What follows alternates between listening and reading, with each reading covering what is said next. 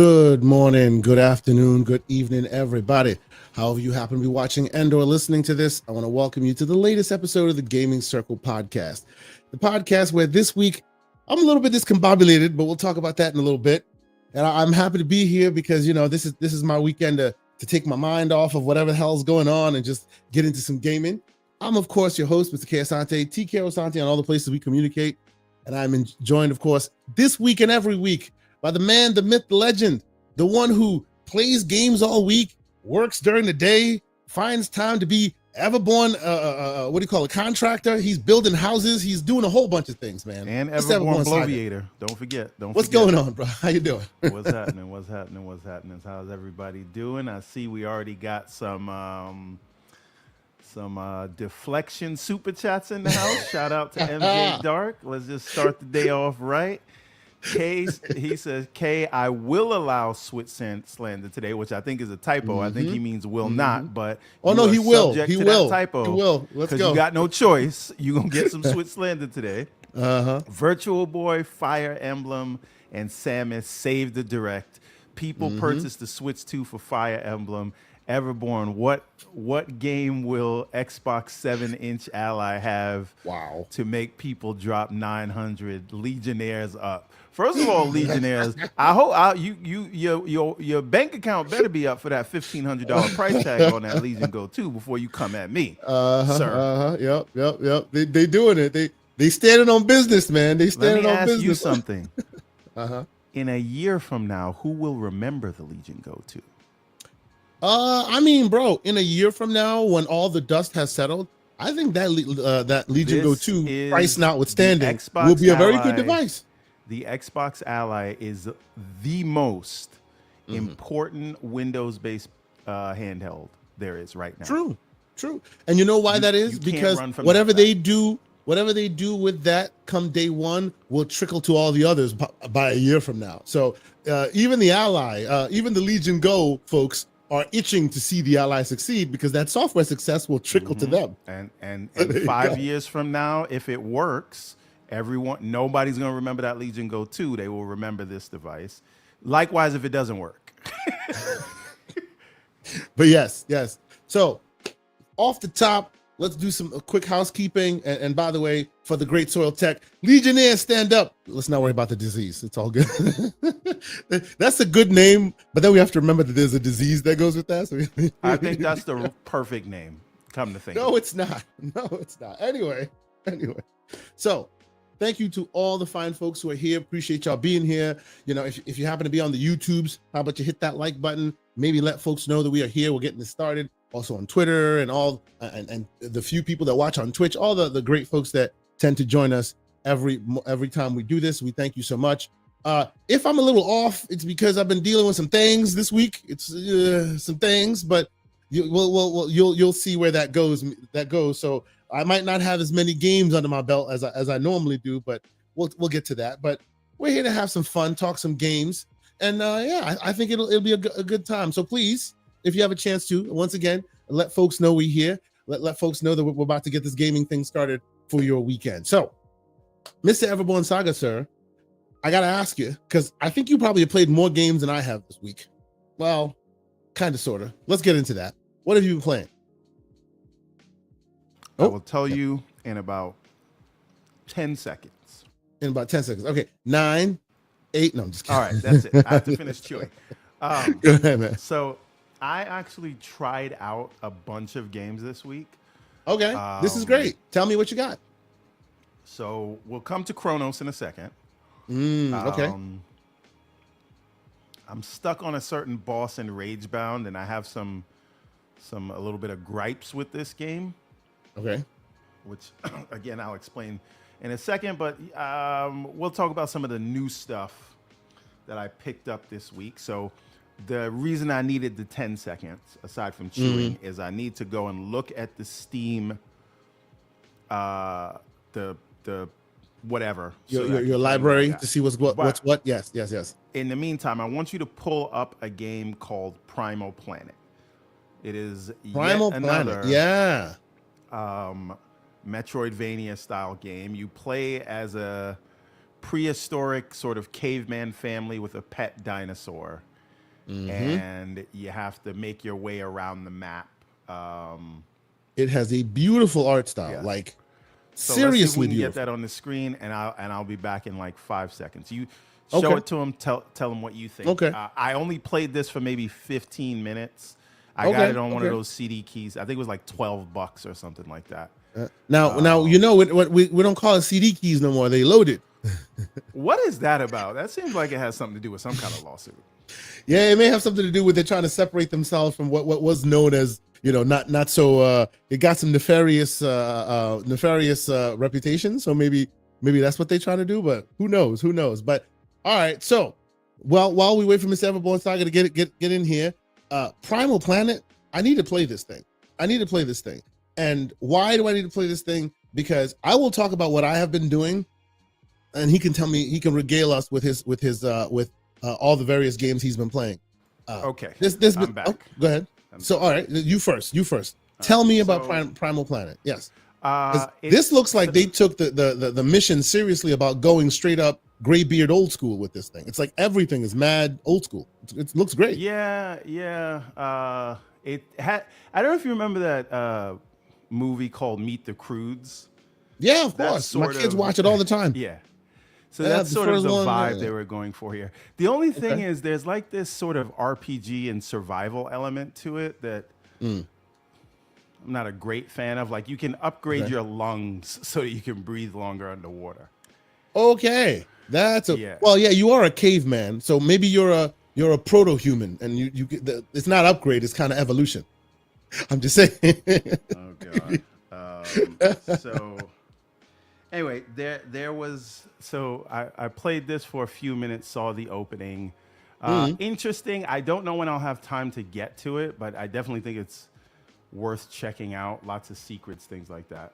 I've heard this. Real quick, the great Lucius, who's in the house. I've owned Haste for a long time. Yeah, I saw videos on it. It is like really Sonic, right?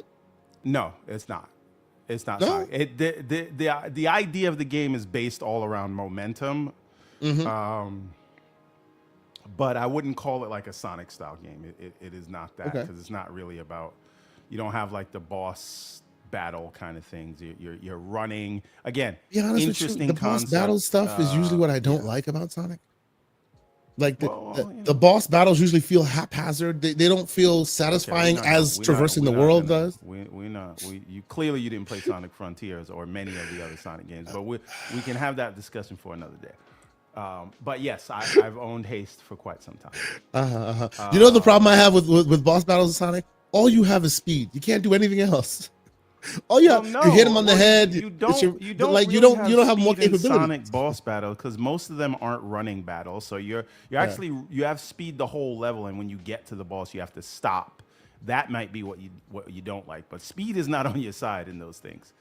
But that's my point. Speed is not on your side, and you don't have any other real tools to use. So just because speed is great until you slow down. It's more of a Sonic game. This is something that was on Kickstarter, but it's called Rolling Rascal. That is more of a Sonic style game. Haste is not. Right? The character's running in Haste, but the whole point is not stopping running, right? Gamepad Guru's coming for you. Is that another one? All right. So now the other one is Starfire. I think it might have been Major. I can't remember who recommended this one. Right? But I checked it out. Very, very interesting. It is like if you mixed Towerborn with Hades, basically. I really like the graphics in this thing. It's almost timeless. Combo system's pretty fun. Feels good. Look at that.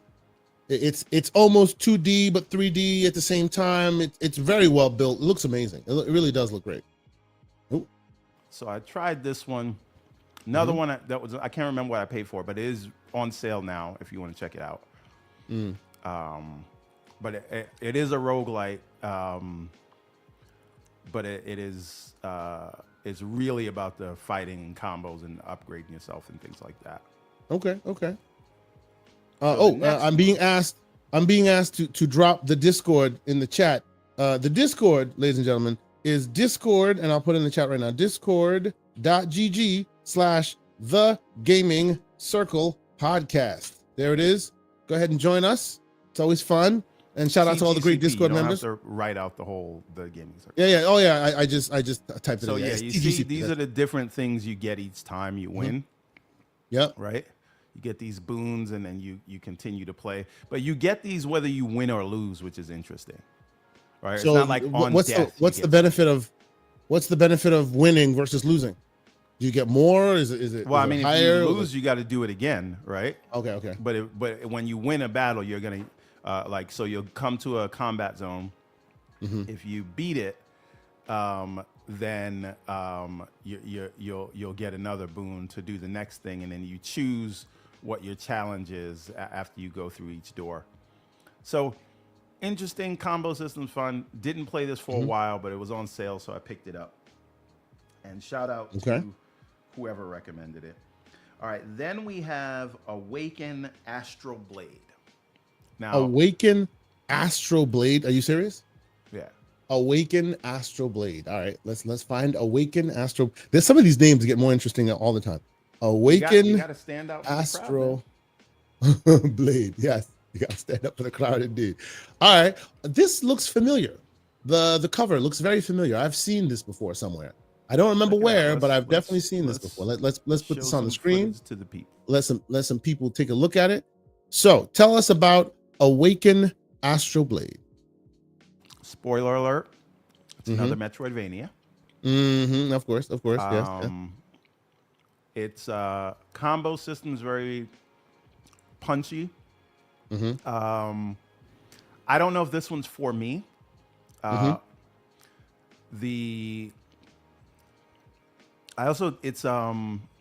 not dubbed in English, so it's a sub game. I believe the native language is like Mandarin or Chinese. Okay. I was gonna say it's Gunnar approved, but that'd be bad. So I'm keep it easy. You don't want to get in trouble. But the combo system's really interesting. It's just it was throwing me off that it wasn't dubbed. So I don't know if I'm going to stick with this one, but it is one that I tried this week. Wow. Okay. Hold on. Just so you know, Mr. Everborn Saga, Dry Rub is in the DM, and because his name allows me to say his name. Thank you, PG-13 show. Dr. Dry Rub. And he is dropping some monster codes, like one that even I'm like, bro, I might keep this one for myself. Like, wow, okay. But no, he's dropping it for the people. So it's for the people. The man just dropped in my DMs Chronos. Holy crap! Well, all right. No. Dry Rub is all you. It's all you, bro. I appreciate you doing. He's like, maybe you can keep it. No, you put it for the people. We're gonna give it to the people. But wow, what a code! That is generous. That is awesome, man. We appreciate it. So, all right, we'll see how we dole this one out, but. Yeah, today might be the day somebody gets Chronos from us, Steam code, of course. So yeah, if you about that handheld life, maybe keep an eye out because there may be some codes for you. All right, keep going. All right, so I don't. Did we talk about Adventure of Samsara last week? I think we did. Yes. Chat. Did we talk about Adventure of Samsara and Nightling? Nightling, no, but I think Adventure of Samsara. We would have talked about it at the same time. Oh, okay. Then maybe I'm mistaken. Maybe I heard it from someone else. First of all, Lucius, mind your business. I was just trying these out. I didn't say I was like sticking. He's with coming these. for you. These like are some sales that I got. I just wanted to tell the people about it. Now, so the other one is Nightling, right? This is a 3D platformer, very well polished. It's all about puzzles and platforming. Nightling, spell it for me. Yes. So like night. Yeah, like night and then L-I-N-G. So Nightling. I see it. N-I-G. Yeah. So basically, you're a squire to a very brave knight, and the knight disappears on you, and all he left you with is his shield. So that's the knight there. He has this super powerful sword. You're carrying his shield for him, and now you need to find him and save the kingdom. But in doing so, You start out with just the shield, and it has all its powers, and then I think later on you do get a sword. But like you are basically becoming a knight. So the whole game, most of the game is you fighting with a shield. Yeah, but there's very cool things you can do with the shield, right? You can surf on the shield. Obviously, you can use the shield to attack, right? So it isn't just like a kind of a defense game, but it's really interesting, the mix between puzzles and platforming that are in this thing. And as I said, it's really well put together. Obviously, I wouldn't call it like a Nintendo level of 3D platforming, but it does give you like some of that 360 vibes in this one. So very nice, very nice. Yes. This one was pretty good. I think I paid less than $20 for it. So I do. So is this you trying to like take a normal price like $60 and seeing how many games you can get for that price? Because it seems like you're filling your $60 bag. So this is the thing with me. The reason I have new games every week to talk about is because if you show me a good trailer and you are good on price, meaning sub $20, I'm just gonna buy the game. All right, it might be good, might not be good. Don't care. I'll try it for a few minutes. Yeah. If you grab my attention, you grab my attention. But I appreciate like indie devs that aren't trying to rake you over the coal with prices, right? So listen, I said this the other day in the Discord. Most of these games cost less than what I spend at Starbucks. So if I can skip a coffee for the day, I can pick up one of these games. Some expensive ass coffee. I'm sorry. You ever go to Starbucks in New York? No, I try to avoid Starbucks at all costs, but that's just me. If you can't tell me the difference between medium and large and it's called something else, I'm like, nah. Well, man. Guess what? That's why I'd rather spend my money on these things than there you go. Right? That's right. So there's this, like I said, it's about puzzles. It's about 3D platforming. There's a lot of action. You're looking at the very beginning of the game, but like I said, you're going to lose that knight. He's going to leave you a shield. There you go. Yeah. Okay. And you're. So this is just basically look at that. I understand. Yeah. So this is basically all the cool things you can do with the shield. Okay. Yeah. That's nice. Traversing the world with that is really cool. I like that. Yeah. So this one is on the recommend side. If you're in the 3D platformers, it's okay. Listen, it's not going to be like a Mario or Astrobot or something like that, but it's very clever. The game name is Nightling. Ask the hammer himself, Pixelbit G. Shout out to Pixel. Ladies and gentlemen, if you are not following Pixelbit G on the internet, on Twitter, you are like missing so much entertainment. You do not have to be on them streets. Hold on. You don't have to be on them streets. You don't have to do any of them fights. All you got to do is just chew your popcorn and let him do battle on your behalf. It's a beautiful thing. Oh, by the way, you see the fighting that's happening with the shield right now. So just because you don't have a sword don't mean you don't put in work. But I was going to say, don't follow Pixel if you are faint of heart. You're gonna no. See, I like to be that way, but I'm not that way. So I just like to sit back, and every time he just stomps somebody, I'm just like, yep. I'm just saying, if you're a little sensitive, you might not want to follow Pixel. Especially if you're sensitive and you say something stupid. Oh yeah. Don't know what you're getting yourself into. If you're stupid, or you try to be stupid, or try to act stupid on the internet, you don't want to follow that man because he will put you in the dirt. I'm sorry. It is what it is. Continue. Shout out to Pixel. The great Pixel G. Good to see you, man. Doesn't suffer fools lightly. All right.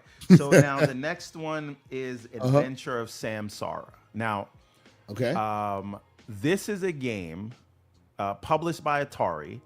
And for all the graybeards out there, you may remember a game from the Atari days called Adventure.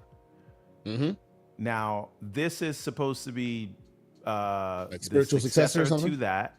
Okay. But one thing I found out is that you can go on Kickstarter, and this was a game that was on Kickstarter back in 2016-ish. Also called the same game? No. It was Tales of Samsara, and it was this game. But I think the Atari, basically, the devs or Atari connected with them, and they basically bolted on the Adventure IP, which was basically dead, onto this. And so you kind of get that vibe from it. But this started out as a game. Maybe it was like a love letter to adventure, and Atari noticed it. I don't know.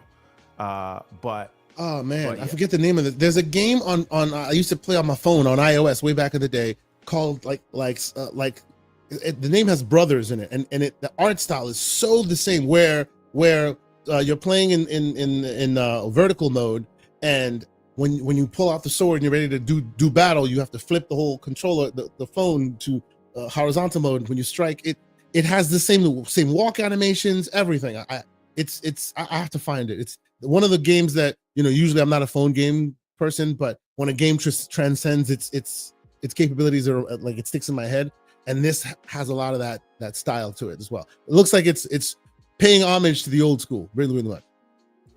Yeah, but this is interesting because it's sort of a He-Man vibe where it's like future fantasy. Oh, nice. Like there's so it's got a good story. It's still medieval, right? Oh, okay. Okay, very cool. Very cool. But yeah, there was a game, where you were in the caves? There's a game that like took everybody by storm. It was made by one guy. I could tell you the name of it. I have it. So the game I'm talking about is called Super Brothers. That's what this reminds me of. For those who remember, way back when, it's even on PC, called Super Brothers Sword and Sorcery. It feels just like this. Like you're walking around like a little dude, and you got the sword. It's really cool. Like, and I originally played it on iOS, funny enough. But Super Brothers, if you haven't played it, you should check it out. It's old, but it's like very quality, beautiful pixel art. They use the pixel art to a very great degree, and it looks like they're doing that here as well. Yeah, I'm trying to tell you the name of the game that this kind of reminds me of, which I will get to. Animal Well. Okay. Oh yeah, come on now. But with more action. Sir, Animal Well for me is like classic. Oh man, like I can't wait for my son to get into it. It is Disney. It is Pixar. It is everything. It's Nintendo at their best. Like that dude who crystallized such a beautiful vision in that game. I expect people to still be talking about this years from now. Love Animal Well. It's one of my favorite discoveries. Shout out to Lucius, who actually put me onto it a week before it came out. I'm just like, wow, this is amazing. I loved Animal Well. If you haven't played Animal Well, seriously, seek it out. It's amazing. It plays on everything. It's really, really good.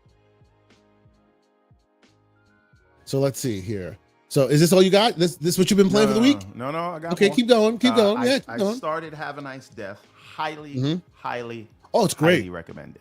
Wonderful game. Beautiful art style. I think I got Have a Nice Death for like $5. So I got Have a Nice Death for $3.99 because they were giving it away, but that's neither here nor there. Well, what platform? Yeah, you see, he cares about where they give it to you for free. I just care that they give it to you for free. All right. I think I got it on it's on GOG right now. I got it from Amazon. All right. Which is very strange. So, Amazon gives you games on GOG. I apologize to everyone. I have not started Silk Song yet, so don't at me. Oh man. He thinks he's going to beat Silk Song in like what, two weeks or something? Like good luck with that. I give it a month. A month? Okay. You might be able to do it in a month. Well, with my schedule, you'll beat your head. We're talking about an hour or two a night, so we'll see. All right. So let me move along quickly. But I love the art style in here. I love the combo system in here. Yep. Just the humor, everything about this game is like top notch. The cut scenes, like the fully animated cut scenes, like you cannot go wrong with this game. Do we know the dev size of Have a Nice Death? It looks like it's a little too quality for like one or two people. Like it just seems like it's a bigger team. No idea, but I don't care if it was 2 or 200 people for less than $10. You playing yourself. If you don't 70 people made Have a Nice Death. Oh no, that's not true. That's not true. Hold on. No, that's not it. I'm wrong. I'm wrong. Let's see. Well, needless to say, and I'm making for great radio. So, all right. Besides Have a Nice Death, keep going. All right. So now we can come to Ragebound. Okay. You're still plugging away at Ragebound. I have started this game. I've actually been playing it a lot on this guy. We'll talk about that in a minute. Yeah. How far are you in the game? Oh, I'd have to say I put about Let's get some rage bound on the 4.5 hours in it. I will get some rage bound on the screen, but I'm about right, 4.5 hours in it, I'll say. Yeah. So I can't say how many hours I'm in because I've been like leaving the game on pause and just like because I'm playing on the Ally X. So when I pause it, I just leave it and put the device to sleep. Which people told me you can't do that on Windows. You absolutely can. It's you can. Some you games, can. Yeah. It's not. It hasn't proven to be super dependable, but those that can, it works fine. Yeah. You're right, but I think it's because of the kind of game this is, right? But I've left it for days and come back to it, and it's just right there. And it's still fine. That's right. Yeah. But the thing I was real quick. I see. Silk Slayer is asking a pertinent question. I will answer your question for you real quick. He says, Asante, can you please talk about the Amazon Games app real quick? Nice little app. I wish was listed among the stores on the Ally. That is an unfortunate place for it to be because it's just never going to be. I don't know, man. Like it's kind of like a little side app that nobody really cares about. Even they don't particularly care about it because more often than not, when they give you a free game, it goes to GOG, right? It doesn't stay in their app. So I don't know, man. Like it's even if the Ally integrates Amazon is Microsoft's real competition. Yeah. That's what their competition, so they're not trying to help. Even if they integrate all the stores, I would be surprised if they did the Amazon store. I don't know. So it is cool. I will admit, like I have like 400 or 500 games on that thing. So I do use it. It's just I don't. It's like itch.io. Microsoft even spoke about itch.io before, and they didn't even talk about that one. So I have no faith that thing is ever going to get any kind of attention. But I suspect you'll be able to still install it and manually play it and stuff like that. So it should be fine. Yeah, that may also be because of Amazon. Oh yeah. Right, May very well be because of Amazon. Yeah, is petty. Well, but they also are not giving cloud. They're also not really putting any credit or any like love into that app, so they may not care about it. Yeah. So, so then this game, I'm up to Act 4, Stage 5. Okay. And I'm kind of stuck on the boss, but I think that's the level before the last one. So once I beat this boss, there'll just be one final level and boss. But there's some weird things. I feel like I was having this conversation. I'm starting to feel like the game might be outstaying its welcome, if that makes any sense. Okay. But again, it could just be that there's all these games out, so now I resent this because it's keeping me from playing like Shinobi or Silksong or whatever, right? But I love that it's an arcade style. But being that it is an arcade style game, there's weird things where like the checkpoints don't mean anything, right? They're only in a single playthrough. So if I get to the boss and I get to the checkpoint at the boss and I turn the device off or I try to play on another system, right? Maybe it will lose. I got to go back to the beginning of the level, right? You can only use it if you're continuing from a death. Yes. Right. And then they have a feature that they put in an update like continue from checkpoint, but it's worthless because it's not at the start screen. It is while you're in the level. So I can restart a level. I can restart from the last checkpoint, which makes no sense because if I just die, I'm restarting from the checkpoint. Right. So I think their checkpoint system was not really meant for checkpointing. They probably just put it in because people might complain. They want you to finish a run. Yeah. Start a run, finish it. And again, I appreciate that, but I think at a boss, because the bosses are the only like difficult thing about this game. The platform, they should be allowing you to Yeah. And again, sometimes there's some bosses that like I just couldn't get done on handheld, right? And I needed the bigger screen with the controller.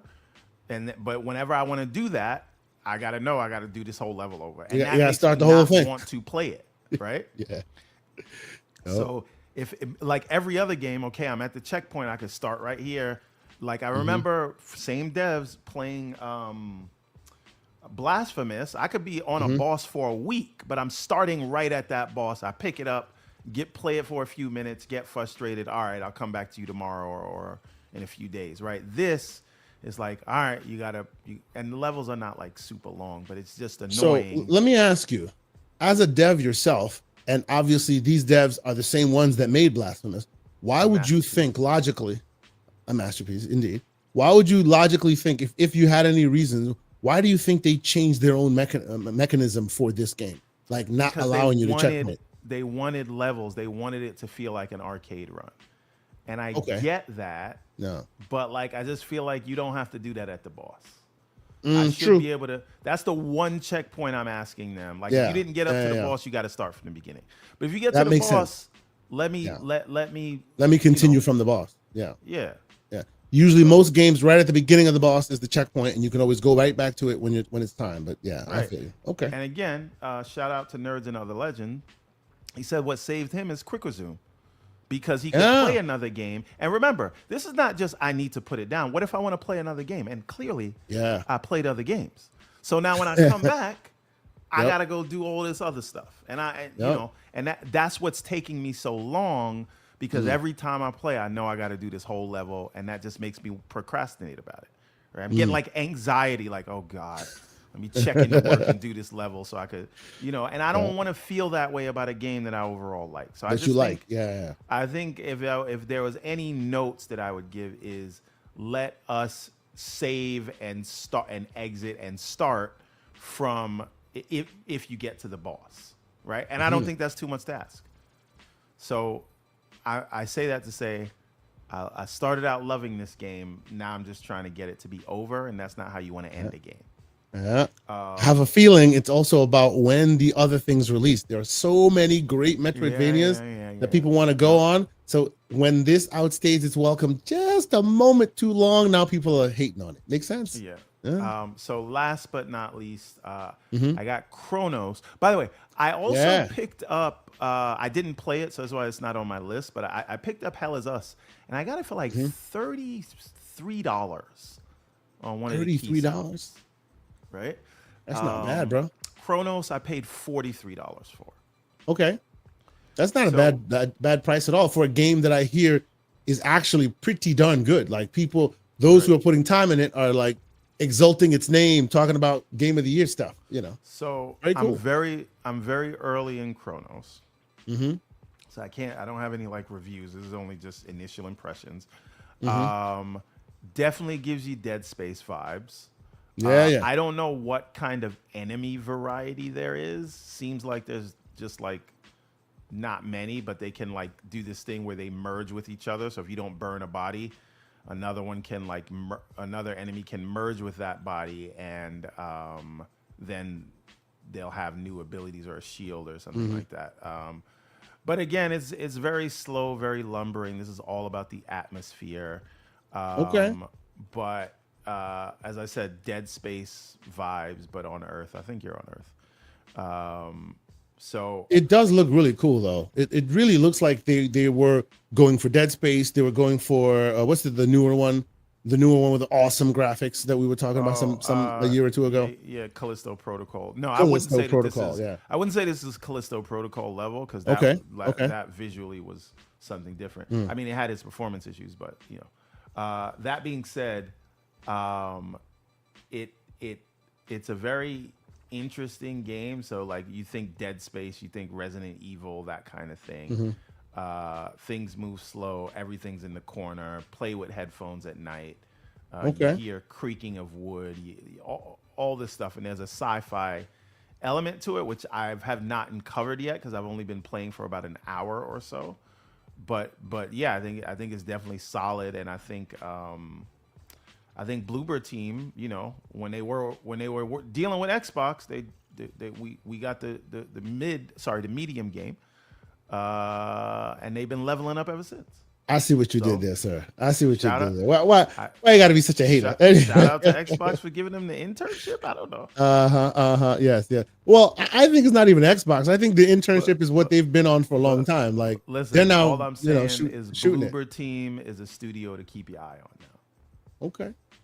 So, but I like. I see that being they're an hour doing it. in. I like it. The only thing I'd say about it is a little. And this is completely a me problem. It's not the game problem. And this is a me playing all these other games, and they're at different sort of paces. But it feels very slow. like the pacing, lumbering. I'm sure. Yeah, just the movement, the pacing. You're and the other thing is, I don't know if this is because it's dubbed, but the voice acting is horrible in this game. Everything else is great. Wow. MJ Dark, you said you beat it 3 times. Tell me what you think of the voice acting in this game. He is doing a review for GCP, man. He is doing a review. Fantastic. The voice. If it's 9 out of 10, it lost a point for the voice acting in my book. Is the voice too monotone? No, it's not that. It is just like really like. Or are they speaking with odd British accents that you cannot place and you don't appreciate? Like, I'm not saying this is what happened, but it's so weird that it feels like driven by AI. Yeah. I'm not like that's what it sounds like. But again, that seems to be the culprit these days. A lot of people like go, it's a little too AI. A lot of them. I hear that with Lost Soul aside as well. Yeah. What did they make this game for? Like, what was it, $30 million or less? Or something like that. Yeah. I hear something to that effect. It was very, very like grassroots ducats kind of, and they're really raking it in these days. Which, hey, that's awesome, right? Yeah.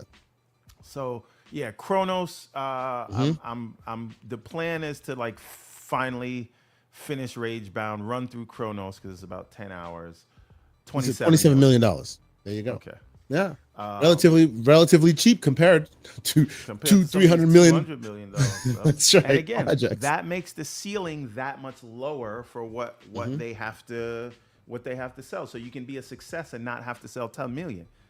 Yeah, and again, I don't think this game we're losing anything visually on this game, so it looks amazing. Yeah, I'm all for it. So these are all the things that I've been grazing this week, and again, just trying to get through Ragebound so I can move to Shinobi.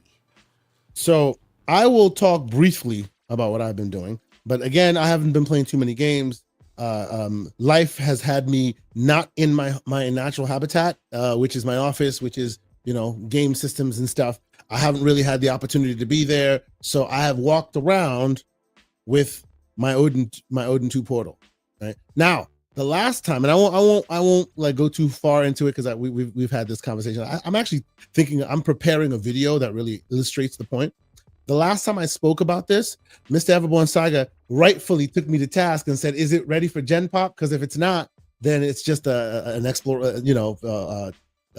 something that you play with and whatnot." And when I spoke to you last, sir, I will most likely say that it wasn't ready for Gen Pop. It was really interesting in the tweaking and twerking space, but they have now released Update 5, and I won't go too far. I won't connect my machine. I could, but I'm not gonna.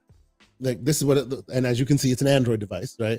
They've connected up, and so for those who know, this is literally just a standard Android device. If you have any of the Samsung Galaxy Xbox phones, Ally multitasking there. Yes, it does. That's literally where they stole it from. Exactly.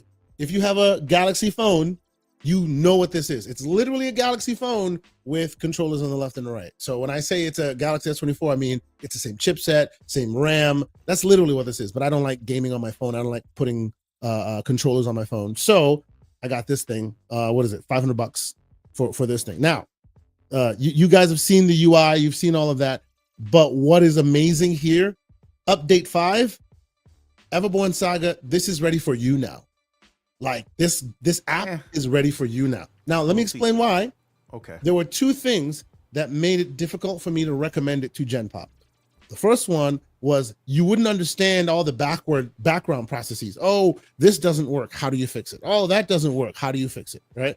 You don't understand. You have to tweak and figure it out. Right? Second thing that I don't like tweaking and twerking. Exactly. Second thing I didn't like about this thing was even though it's able to pull from Steam, once it pulls it from Steam, it just pulls the game from Steam. You don't have your saves. It doesn't connect or whatever. Both issues resolved. Yes? But I needed to show off this new sweater. Everborn sweater. Now, does that mean 2 questions? Does it have my size and is it V-neck? This does have your size, sir.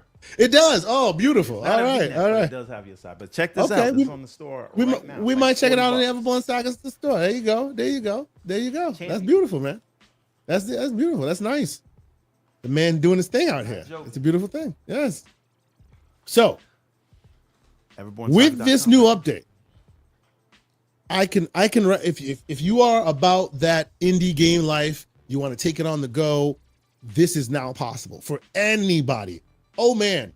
Now, I would say it's got to be, there's a certain kind of game that plays, even though it's pushing the boundaries a little. This morning, I got GTA 5 to fully load, and I'm like, okay, now I'm convinced. You don't tweak anything. The controls work right out of the box. It also pulls your saves from Steam, so you can continue playing it. And then when you quit, it sends your save to Steam. So like, I'm playing Silk Song on the MSI, or I'm playing it here or anywhere, and I got to run. I take this thing with me. I hit start. It pulls the game from Steam. Well, it pulls the save from Steam. I'm continuing literally where I left off. I come home. I stop. It sends it back to Steam. When I continue on my desktop or wherever else, same game. And there's just no tweaking and twerk. Like now I will, like, this is bold, I'm saying it. Every game I have tried, Hades 1, Hades 2, Doom Eternal, Vanquish, the original Doom, Sonic, the Lost World. I just kept trying games. Every single one plays right off the box, like right there. No tweaking, no twerk. I don't even know what the hell in the background's happening. I just download it, I hit play, it downloads some stuff, and it's working. And yes, even GTA Online works, because now they have the online capable. So if you're in a Wi-Fi area, it will literally play GTA Online. I was playing the story mode, but you can play GTA Online with it now. And it's all native render. This doesn't have any issues with anti-cheat games? Because you're playing Steam. You're not playing, this is Steam, right? And obviously it's on my Steam Deck. Yes. I cannot play games that have anti-cheat. You're saying that this does. This does. Yes. How are they handling that kernel level anti-cheat stuff? So this is what's happening. This is an app that pulls the game from Steam and uses just enough Windows code to get it running. So within the game, it's still Windows, not Steam. Right. So you can play Marvel Rivals. You can play Marvel Rivals. You can play Fortnite. Call of Duty. Anything that is potentially in there, you can do. So everything that the Steam Deck can't play. This can do it, because inside its little enclave, it's Windows. Okay. I don't want somebody to buy this device and they can't do it. I'm telling you. Very clear. Oh yeah, absolutely. People Make we'll be buying decisions based on your recommendations. Yes. We need to be very clear what we were telling people this thing. Yeah. I'm telling you that every game that I have tried, including, and I literally tried it like this morning, including GTA Online, right? Because the difference between it's similar to what Valve is doing as far as the Proton stuff, but not exactly the same. Because Proton is not, you can't boot into Windows Proton, right? It's not Windows, right? It's Proton. This, you can literally boot if you wanted to. You can boot into their own version of Windows, and it looks like Windows inside it. From a kernel perspective, anti-cheat. It is Windows. On Android works. On Android works. Yeah, with this kernel level, like games that played with anti-cheat work on Windows with this. While I'm talking to you, I'm sorry. Not that I don't. You're gonna need to see it. But you're gonna need to see it. I need some proof on this one. I'm telling you, bro. I am telling you. Like, I am, and again, not every single game out of the box works and all of that. That is still true. But all the indies and some of the games that push the envelope work. All of them do, by and large. And now with the recent update, they're doing internet connectivity as well. This thing is getting really good. Like, normally when I leave my house, I'm taking another handheld. I took this with me because I wanted to play Silk Song, and that's here's where I wanted to play it. It optimizes very well for it. They actually released an update specifically for Silk Song to optimize it and make sure it's low latency and all this. It said so on there, Silk Song update. It's very good now, like unusually good now. I am very surprised. I don't want your excitement about the technology to oversell it. Yes, what I'm saying. Yes. And what I'm saying to you is, with the latest update, not only do you get cross progression, so they're syncing back and forth, you also from default, it connects to their servers and you're playing on their servers, because inside the enclave of the game is Windows, not a Proton feeding you this or that. It's like a pre-installed Windows environment inside Android. So it has no difference. It doesn't know itself to be outside Windows. It doesn't know itself to be on Linux or anything. So basically, it's in Windows. It's like Kubernetes that is running like Thank you. You get it. Of Windows. Yes. And the way they've made it work. If anybody on Mac remembers Fusion, where you could run the app but you wouldn't see Windows, that's kind of what's happening here. They have Windows just enough running in the background, but it's obscured from you unless you specifically go and say, hey, I want to see that Windows enclave. Then you'll see it running. Otherwise, all it does is it boots the game and you're playing the game. And now it is thinking it's Windows when you're in Linux, technically Linux, which is Android. It is really interesting. Now, here's the caveat. This is an app that someone that GameSir built, right? GameSir, very trusted company, makes controllers. They built this. If this becomes super viable, very trusted by who? GameSir is an industry trusted company. Please,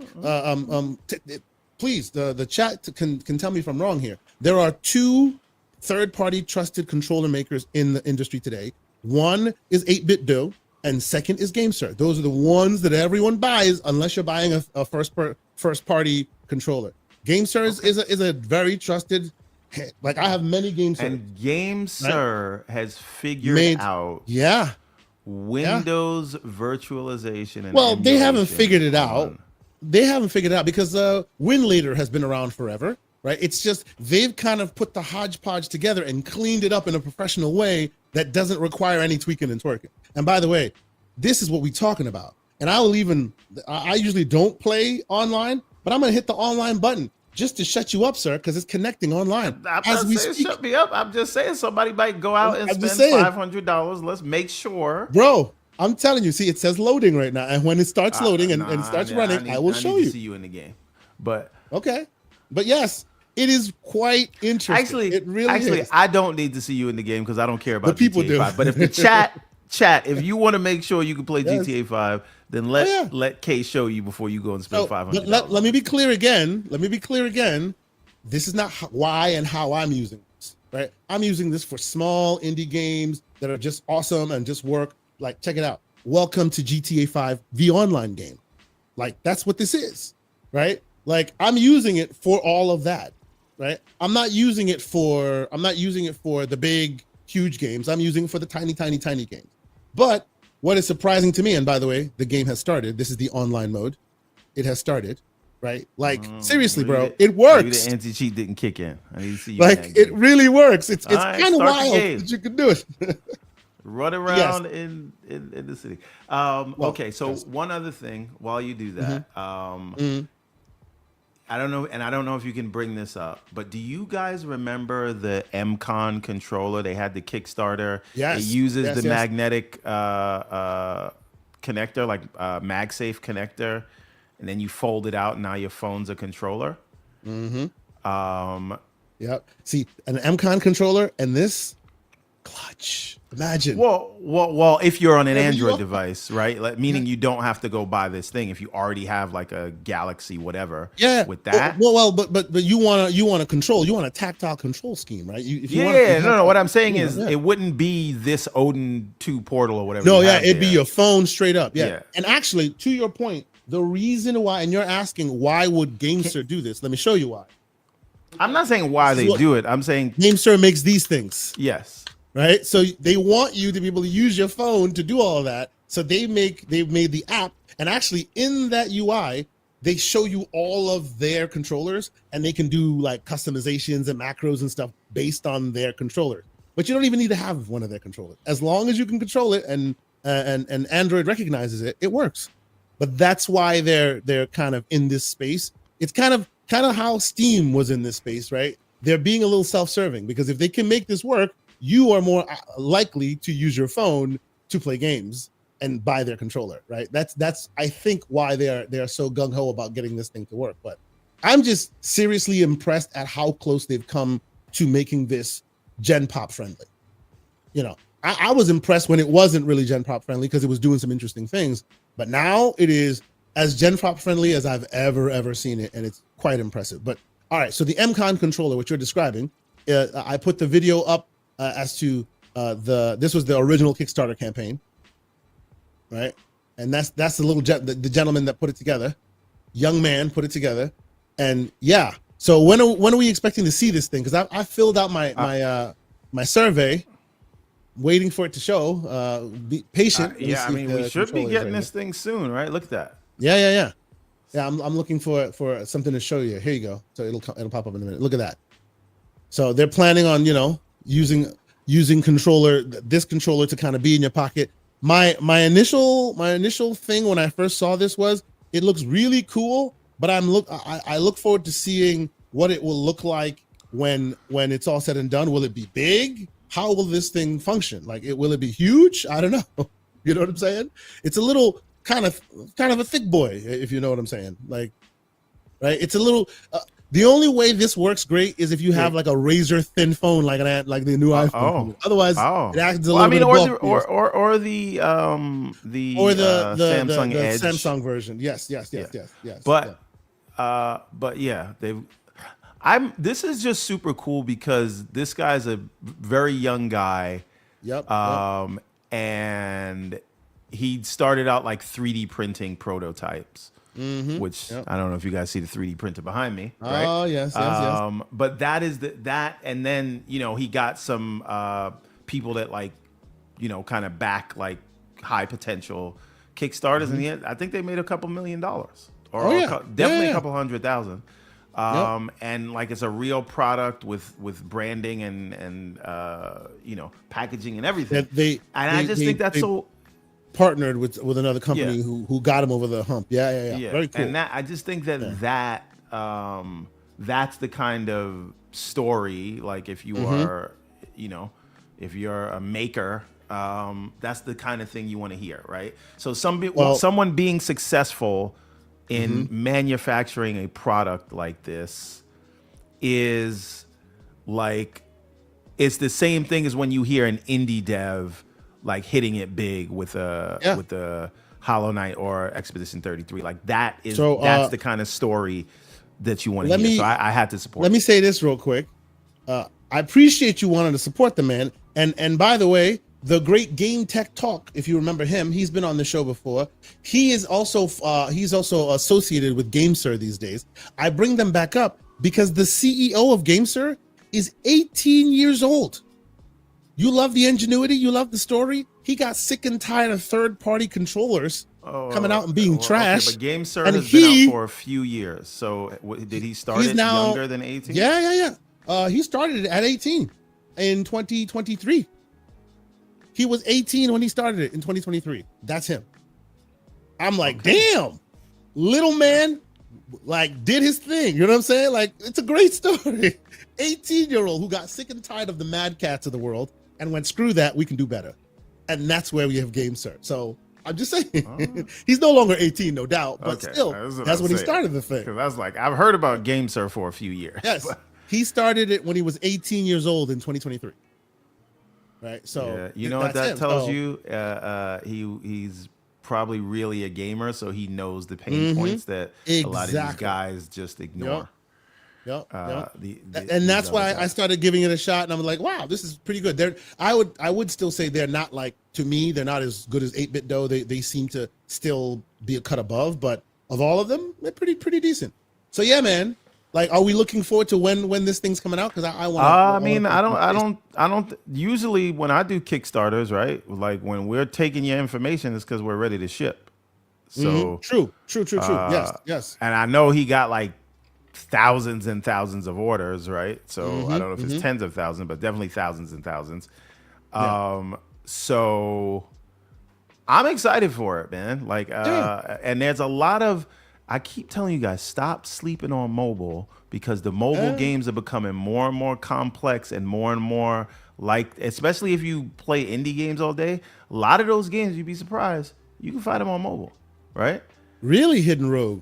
Hidden Rogue says that GameSir is better than 8-Bit Dough. I don't know, man. I think 8-Bit Dough is put in a lot more work.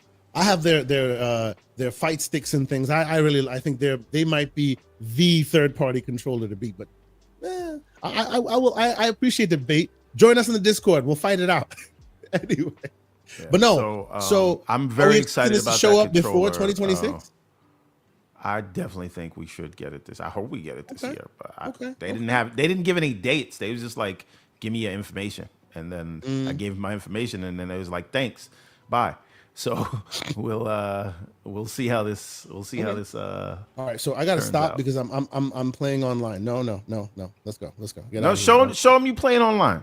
I don't so that way we don't hear nothing. I just swiped it away. I will make a video. I will show the process of it literally booting up, going online, and playing a little. Just to put it out there, right? Because I'm thinking this thing is pretty cool, and I want to make a video about it. I will make a video about it. But for those who want an early dip into it, it's called the GameSir Game Hub. Version 5.0 is out. Actually, now it's 5.5. Every other day they're making a new update. So check it out. It's actually pretty interesting, and there's less tweaking and twerking. Maybe I'll try it on this thing. Hey, yeah, give it a shot. Absolutely. Yeah, very nice. You still rocking that, huh? Nope, it's been sitting on my desk. This is a phone I bought a year ago and couldn't get it. And he's ready to grab the rotten apple though. Go ahead. I have been trying to break the Apple shackles since the Duo came out, right? The first Surface Duo. But it's just like death of 1,000 cuts. I think I'm just too old of a dog to learn new tricks, and I'm used to what I'm used to. So my only hope of getting a folding phone now is if Apple makes one. Not because it's better, but because that's where all my app purchases are. That's then, where all my he can continue to have his blue bubbles. I hear Listen, you, sir. You trying to get me excommunicated from my family, sir. God forbid you stand on business. This is a serious thing. God forbid you stand on business, but we're going to keep it moving. Michelle Alexandria with a $2 super chat. She didn't post anything. She just posted a $2 super chat. We appreciate you, Michelle. Thank you so much. Thank you for watching the show. It's all But good. wait a minute. Go ahead. You have young kids that do not have a phone yet. Am I right or am I right? I am right. Yes, you are right. Okay. They have iPads, believe it or not. And the better Asante gives you crap about not having the other Asante. Yes. I said the better Asante. The other. You better get it right because she might be listening. And so this is turmoil in your house that you ignore. But right now it's 1v1. It's gonna be 3v1 unless you indoctrinate them to Android from now. My arms can handle it, bro. Let's go. All right, you say that. 10 toes down. Let's go. 10 toes down. You say that. I am here to ruin your group chats. That's what I'm here for. Let's go. Okay, you see the contrarian. The contrarian shows his ugly head. If you want to be part of the Rotten Apple Brigade, that is your problem, not mine. They're sabotaging your phones. I have RCS. Call me when you have RCS. Thank you. All right, last thing on this, and then we can move on to whatever the news is. They showed off some new iPhones. They did. I understand like some people are allergic to giving Apple credit, right? I will give Apple credit on one thing, but I'll let you start. Yeah. So usually what Apple does is sell you the same shirt that they sold you last year and tell you the last year's shirt you got was terrible, and this is the new one. It's the greatest thing ever, and for 11 months, right? It's usually what they do. But this time, not only did they completely overhaul the UI, they also changed the designs, right? Like the iPhone Pro and the iPhone Air are completely new designs for them. So the last 3-4 years, they've been giving you the same thing. Completely new. Come on, it doesn't look the same. Let's not do that. I mean, it's got a camera system on the back in a certain place. It's got a bump. I'm saying, they're candy bar phones. There's only so much you can do. Which many people will argue were the camera bumps from the Android variants, from the Pixels, where people laughed at the visor, and now they got a visor. Like the UI in the front looks the same, and it's just super. Well, Apple wants you to call it a plateau. You can call it what you want. Whatever. That's what Apple wants you to call it. My point is, they're for the last like 5 years, they've been selling you the same phone. Same thing, yes. Oh, look at this man! Look at this man. Oh, he just put a bunch of codes in the chat. Look at this man. He said, "Gotta go." He dropped a bunch of codes and peaced out. So nice. If you get it, Shout out to the great Dr. Dry. He just put a bunch of codes in the chat. Look at this man. Anyway, wow. Yeah. Okay. I hope y'all get it. That's great, man. So, yeah, what I'm saying is we always give them the smoke because they're selling you the same phone with the same UI every year. And not only did they completely overhaul the UI with this liquid glass thing, you could like it or love it, they actually changed something this year. So I'm just saying I'm giving them the credit for that. They're not selling you the same phone that they sold you last year. Okay. So we'll take a picture. This is what it looks like. Y'all tell us if that's the regular one. This is one of them. This is one of them. That's Where's the other regular 17. The Air is a different design and it's very distinguishable. Where's the Air? It's the second one. The Air. There you go. Yeah. So it's very different. All right. So this is the very different one. I will agree it's super thin. But yes, this is the very different one. And I think this is actually the precursor for the folding phone that they're going to do. I won't disagree with you on that one. I think they're going to slap two of those together next year and say, here's your folding phone, which is good for me, right? Because, if you use an iPad and this thing can become an iPad when you open it, I think that's a net I won't slander. I promise. I won't slander. I'll just put it to the community, which probably per capita probably has more iPhone users than it does Android users. I don't know about this audience. I feel like we got a lot of Androids in here. But do y'all see this and say it's completely different, or is it just me? Go ahead. I'm just it's literally the same every year, and this year is unmistakable. It's the same thing. Okay, all right. Your Galaxy from last year, how different does it look from this year? Not too different at all. But I'm not slandering it. Yeah. Right. I'm just saying the one this is completely different. This is not because again, it's a different chassis. It's super thin. It is unmistakably distinct. Meaning, I'm not saying it looks good. I'm saying that this is different from last year's, right? Yes. Look. I'm being ridiculous. The only bit of slander I will give it is when will they get rid of the Enclave? Because now you can. They're just being stubborn. Like you can literally get rid of all of it. I mean, they're gonna do it when people forget about it, and it's gonna seem like a big thing. And again, Android I'm not even praising the design. I am saying it is unmistakable if you put this year's Air next to last year's phone or this year's Pro next to last year's Pro. I mean, I have a work phone, which is the 15. If I show you the front of it like that, it looks the front of every phone is a candy bar. You can't look at that because it's got the same Enclave, the same everything. It looks the same. Okay. All right, that's not okay. You're not trying to have a serious conversation. All right. The point is, if you put both of these on the table, I love making you defend Apple. That's what I love. I understand, but you're not even using good arguments, right? So my point is, you put both of these devices down on the table. Side by side. Yep. And you will definitely know which one is which. Unless you put it on the face down, because if you put it behind it, it'll go like... Okay. Because it can't stand still anymore. Every candy bar phone is a, 16 by 10 or 16 by 11 screen, whatever it is. Like, that's not... Look, I just love making you justify. I hear you. But the point is... Yes. All I'm saying is, if you give them crap every year for selling you the same phone, they updated the UI and the hardware. That's it. We can at least say that. Okay. And Slow-Mo Backslap is here. He's jogging, but he had to say that GameSir is better than 8-Bit Doe. Now he is a controller master, so I will defer to his brilliance. It could also be a little bit of recency bias since he recently bought the one of the great GameSir controllers that just came out. So ask him if that controller was an Xbox controller or not. But anyway, don't start that fire. So now just to we can move off the point of contention. But before the Apple stuff, I want, like you said, I want to give them some credit. The credit that I want to give them is, I hear they've cracked the nut. Pause on the headphones with voice translation. Yes.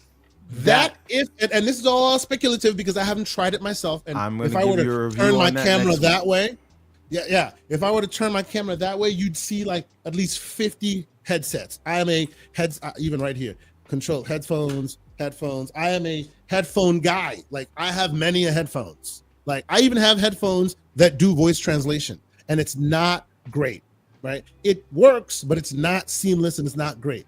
if Apple has been able to set it to auto, and you hear Chinese people speaking Mandarin, and you hear it, and you hear Spanish people speaking Mexican Spanish, and you hear it, and you hear people speaking Spain Spanish, and it all translates seamlessly, that is God tier, and they deserve to be respected. You do a gesture, and it actually lowers their voice. This is what they claim.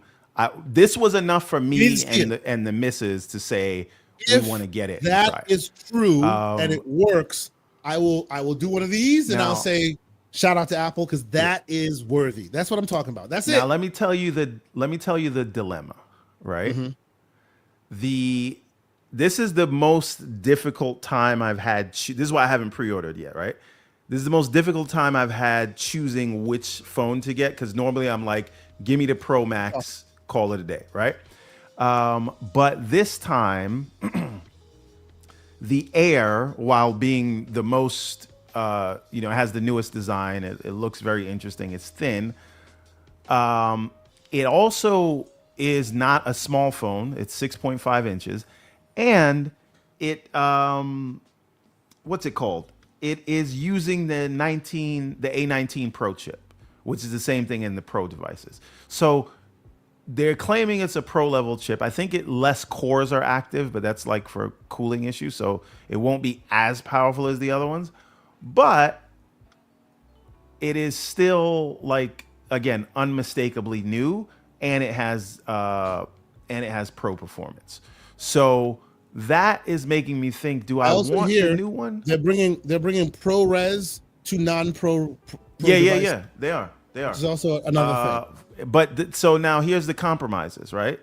One other thing that I think is great across the line is the new selfie camera sensor, where you don't have to rotate the phone. They're just cropping a bigger sensor, right? So they're taking in more image, whatever, and then you can crop it to horizontal or whatever, which is a smart idea. Sideways, yes, it is. And Android will steal it post haste. Absolutely. Listen. Apple stole enough from what do you call it? So, good.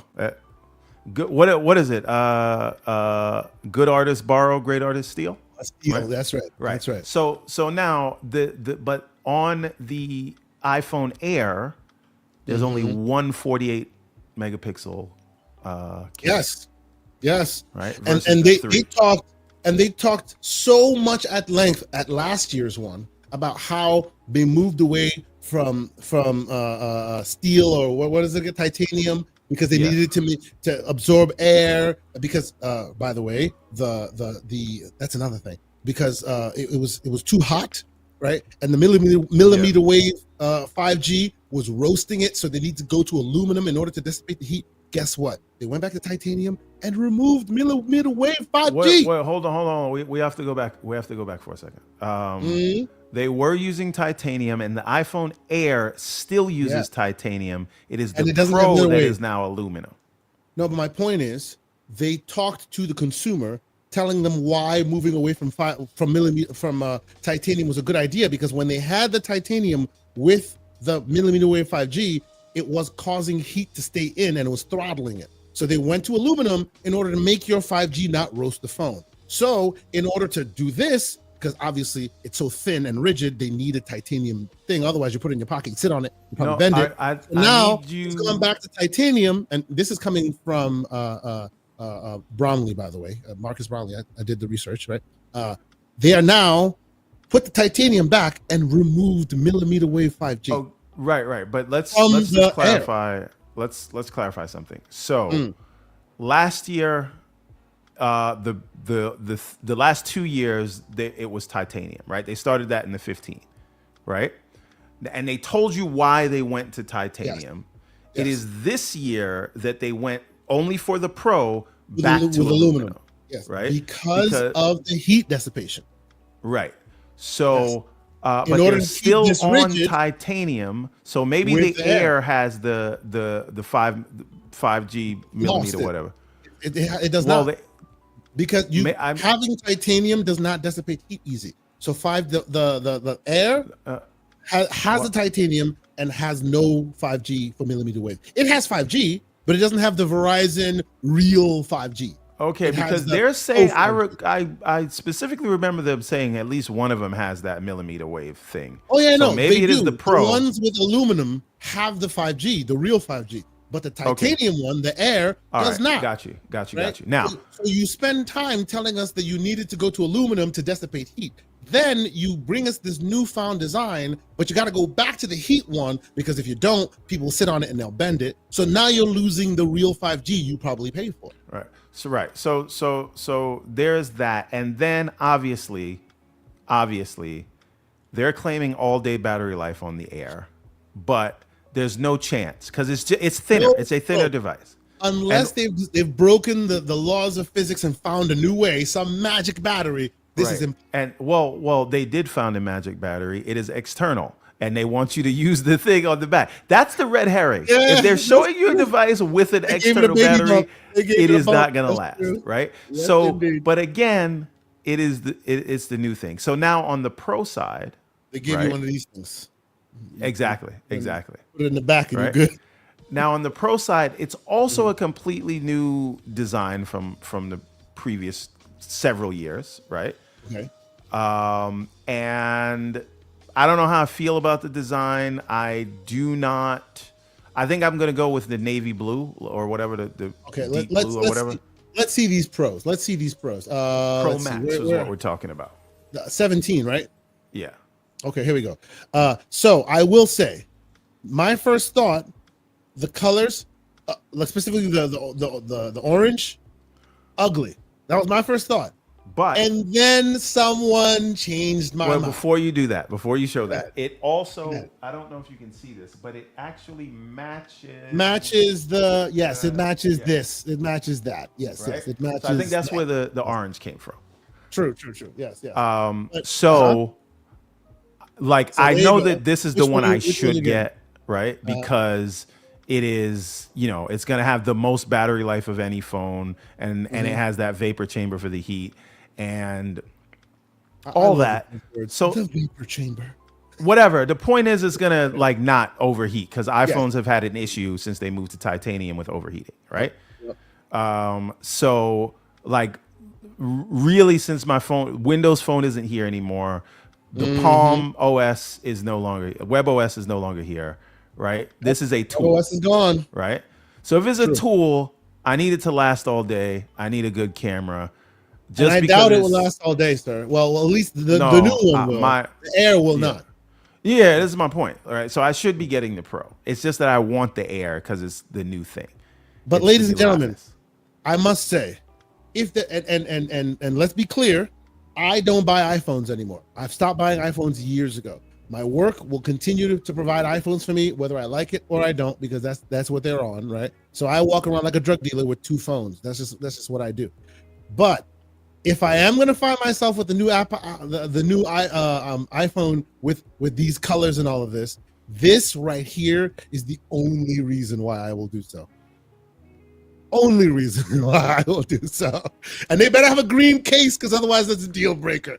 I'm like, okay. So I'm a caseless person. I've seen you. Yes. I've seen you, because you have adult children. You're beyond that life. I happen to be using a case now, but that is because wait a minute. After 2 years, someone mistakenly knocked so it wasn't me that dropped it, but somebody mistakenly dropped the phone. It hit the concrete. What did I say to you? I said you are beyond the children's life. I'm not beyond that. So the last phone I bought, the actual last iPhone I bought, let's see if it turns on. It probably doesn't. It's the iPhone X, the Max, and you'll see that huge crack on the screen there. Yes, my son. So that's why I'm like this. Right, but this is also what I mean. That X that you got basically looks like everything up to the 16, and this one looks different. That's the point I was trying to make. But this is what they got me. If I'm gonna get one, this is why they got me. Got the visor, the whole situation. Yeah. Maybe the green case fills out his suit parameters. Oh, that'd be excellent. someone should get the hint and actually make his suit for 117. Yeah, somebody needs to print the 117 on there. Come on now, let's do it. That being said, what we decided to do is Lady Everborn is going to get the Air because she thinks it's cute, right? And I am just going to get the Pro Max. She wants to wear it on. Oh yeah, that was another selling point for her. She wants the strap to turn the phone into a purse. There you go. What do I know? Nothing. Clearly, right? Nothing. I know but nothing. we're both definitely getting the headphones. We were sold on that. Okay. I don't know. This is the first Watch Ultra, which is still fine. Still getting almost 2 days out of it. Yeah, me too. But I like the hypertension detection that they're talking about. But I don't know if that is actually on the Ultra. They said it's on the 11. They never confirmed that it is also on the new Ultra. So about the headphones that you were talking about, what will either make me buy it or not buy it is what its dependencies are. If I can buy those headphones and they just work by themselves, sold.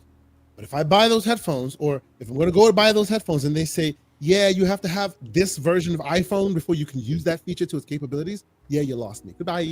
Not doing it. Well, what I think may happen, right, is that, like, they have the NPUs in it now, and you have to have at least the 15 Pro or something like that to get those features. So you may need something that is at least that new, the only that has thing the that NPUs in it. Only thing that may do it for me is if my work upgrades me, fine. But without that, I am not changing my phone platform for it. Definitely not. Yeah. But if it's cool, I got to give them respect for it, because I have been looking for something of that nature. Well, don't buy it yet. I'm gonna, as you may know, I live in a mostly Spanish-speaking household. Yeah. Right. And so I am going to be testing this out. Swearing in your direction without you understand. Who knows? I tune it out. But I will tell you how it works. Cool. And again, the other thing to consider, though, it's probably easier to translate Spanish than some other languages. And I know you are a well-traveled man, so it might not translate some of the things you want it to translate. We'll see, man. Look.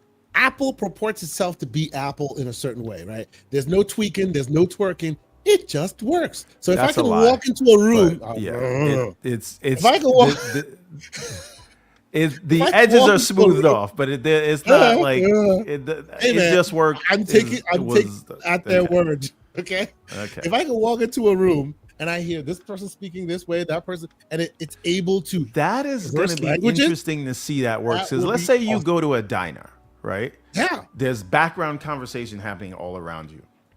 See, people next to you are speaking different. Look at that. That's the best use case ever. Absolutely. Right? You can watch something. I mean, you won't get the right voice acting, right? Doesn't matter. So, it kind of does. Because you want that performance, right? But it lowers the voice of whoever's speaking. But if different people are around you, how does it know which one to pick up? Right? Yeah. So those real world scenarios, I'm going to have to see that.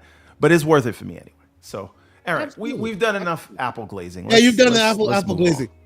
One last tidbit in the glazing of Apple camp, which not glazing from my perspective, but we'll leave that there. If you haven't checked your MetaQuest, go check your MetaQuest. They stole all of Apple's homework. I need to all of it. Check that out today. Yes, they have stolen all of Apple's homework. The UI is solely Apple Vision Pro now, and it's awesome, and it's far cheaper than buying the Apple Vision Pro. Let's put a pin in that. We'll revisit whenever Born Saga has checked it out as well. But yes, if you have a Vision Pro, look it up. Like go get it updated, because chances are you have all these interesting features. So there's that. All right, man. Let us move on and let's talk about where do you want to go? I have a couple of them. I have a couple interesting things, and then of course I wanted to talk about the Nintendo Direct. Let me share with you a few of the things that I have here, and you tell me what's what. All right. So there's the talk. What's more important than me talking about it? Chat, you weigh in here too. Sure. There's the Nintendo block, we'll call it, which is where we'll talk about the Nintendo Direct, which I really want to talk about. There's lots of interesting things there. And specifically for Everborn Saga, I think this is super interesting. Get your thoughts on it. they have been granted a patent that threatens to do some really odd things in the future. I don't know if you've heard about that, so we can discuss that one. I did. Summoning Nintendo now owns. Yeah, that's right. The great Jez Corden released an article not too long ago talking about how AAA publishers don't really care about Play Anywhere and how that will manifest with the new Xbox ROG Ally coming out. And this is on the precursor of what do you call it? Borderlands 4 doing so well, right? So you'd think Borderlands 4 would have that situation.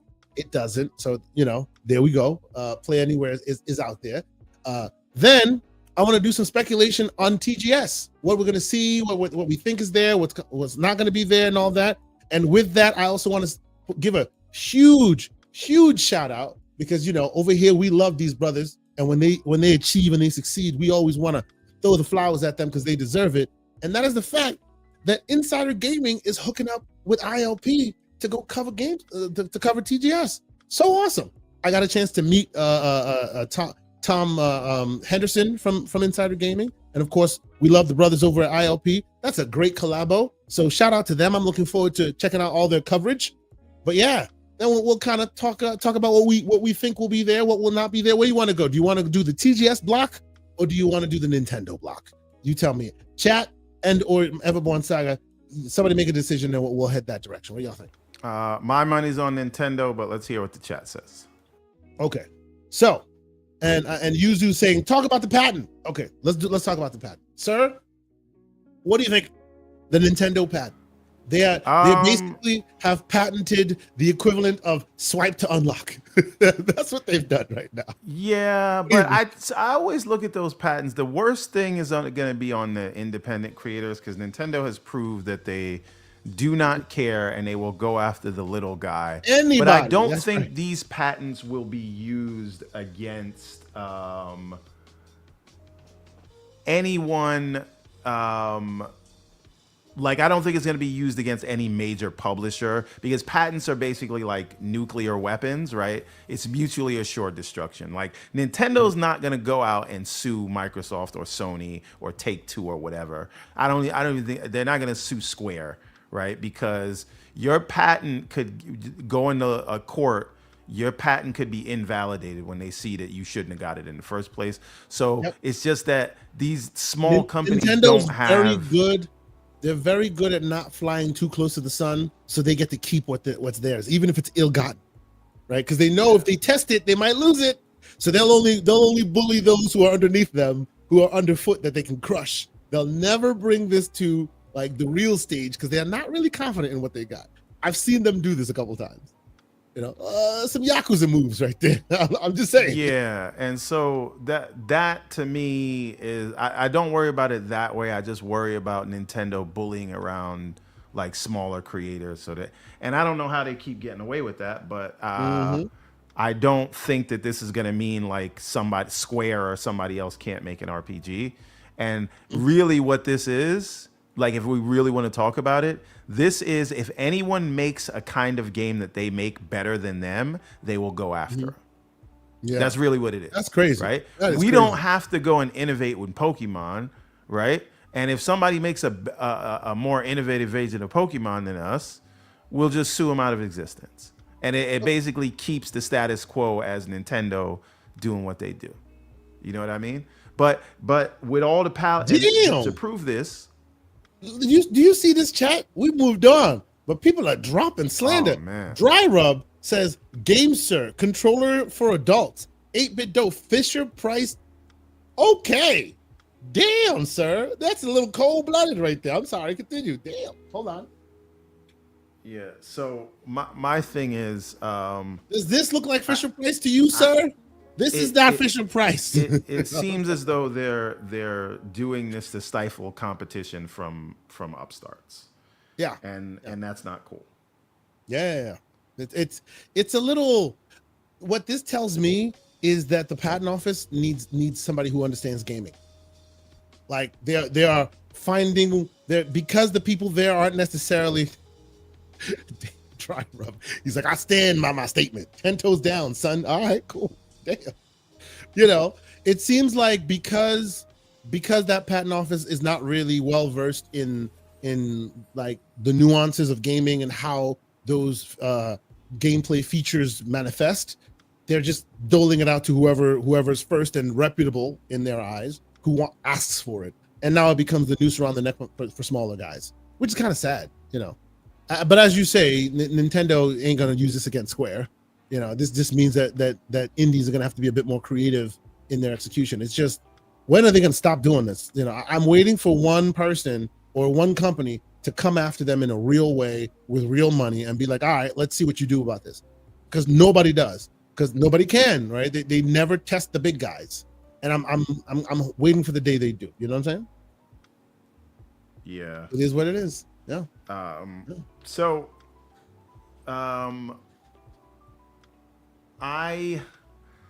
it's concerning though, right? Like, because they're winning these things, they're shutting down emulation things, and it's just like, what are we doing? No, it's like this Game Hub thing, right? Imagine Valve notices this, because, by the way, the next thing on their Discord, the GameSir people said, what do you want next? And they asked like Steam input, all the other things. Everybody's like Epic integration, right? That's the one all the votes. So that's the place they go next. Imagine if Valve catches wind on this, and they go, all right, we're shutting you down, or we're going to sue you. I bet the Valve will actually think of partnering or possibly buy them out, so they now have a beachhead on Android that they can potentially flourish on. You know what I mean? I feel like Nintendo always goes for the scorched earth approach, which is kind of unfortunate when you consider that they are such a wonderful company and they have all this childlike wonder and this, that, and the third. You know, you don't fool you.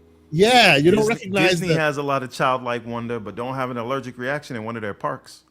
Yeah. Oh, and by the way, this was us at the Nintendo park. For those who know, you get one of these things when you go there, so you can build up points and all this stuff. Super Nintendo Land. If you're in Orlando, go check it out. Pretty cool. We went 2 weeks ago or last week. Yeah. But anyway, yes. So when are these guys gonna get their comeuppance, man? I need someone, hopefully somebody in like Japan, just to drive the point home, to give these guys their comeuppance, so that they can stop doing this lowbrow bullying that they do from time to time. You know what I mean?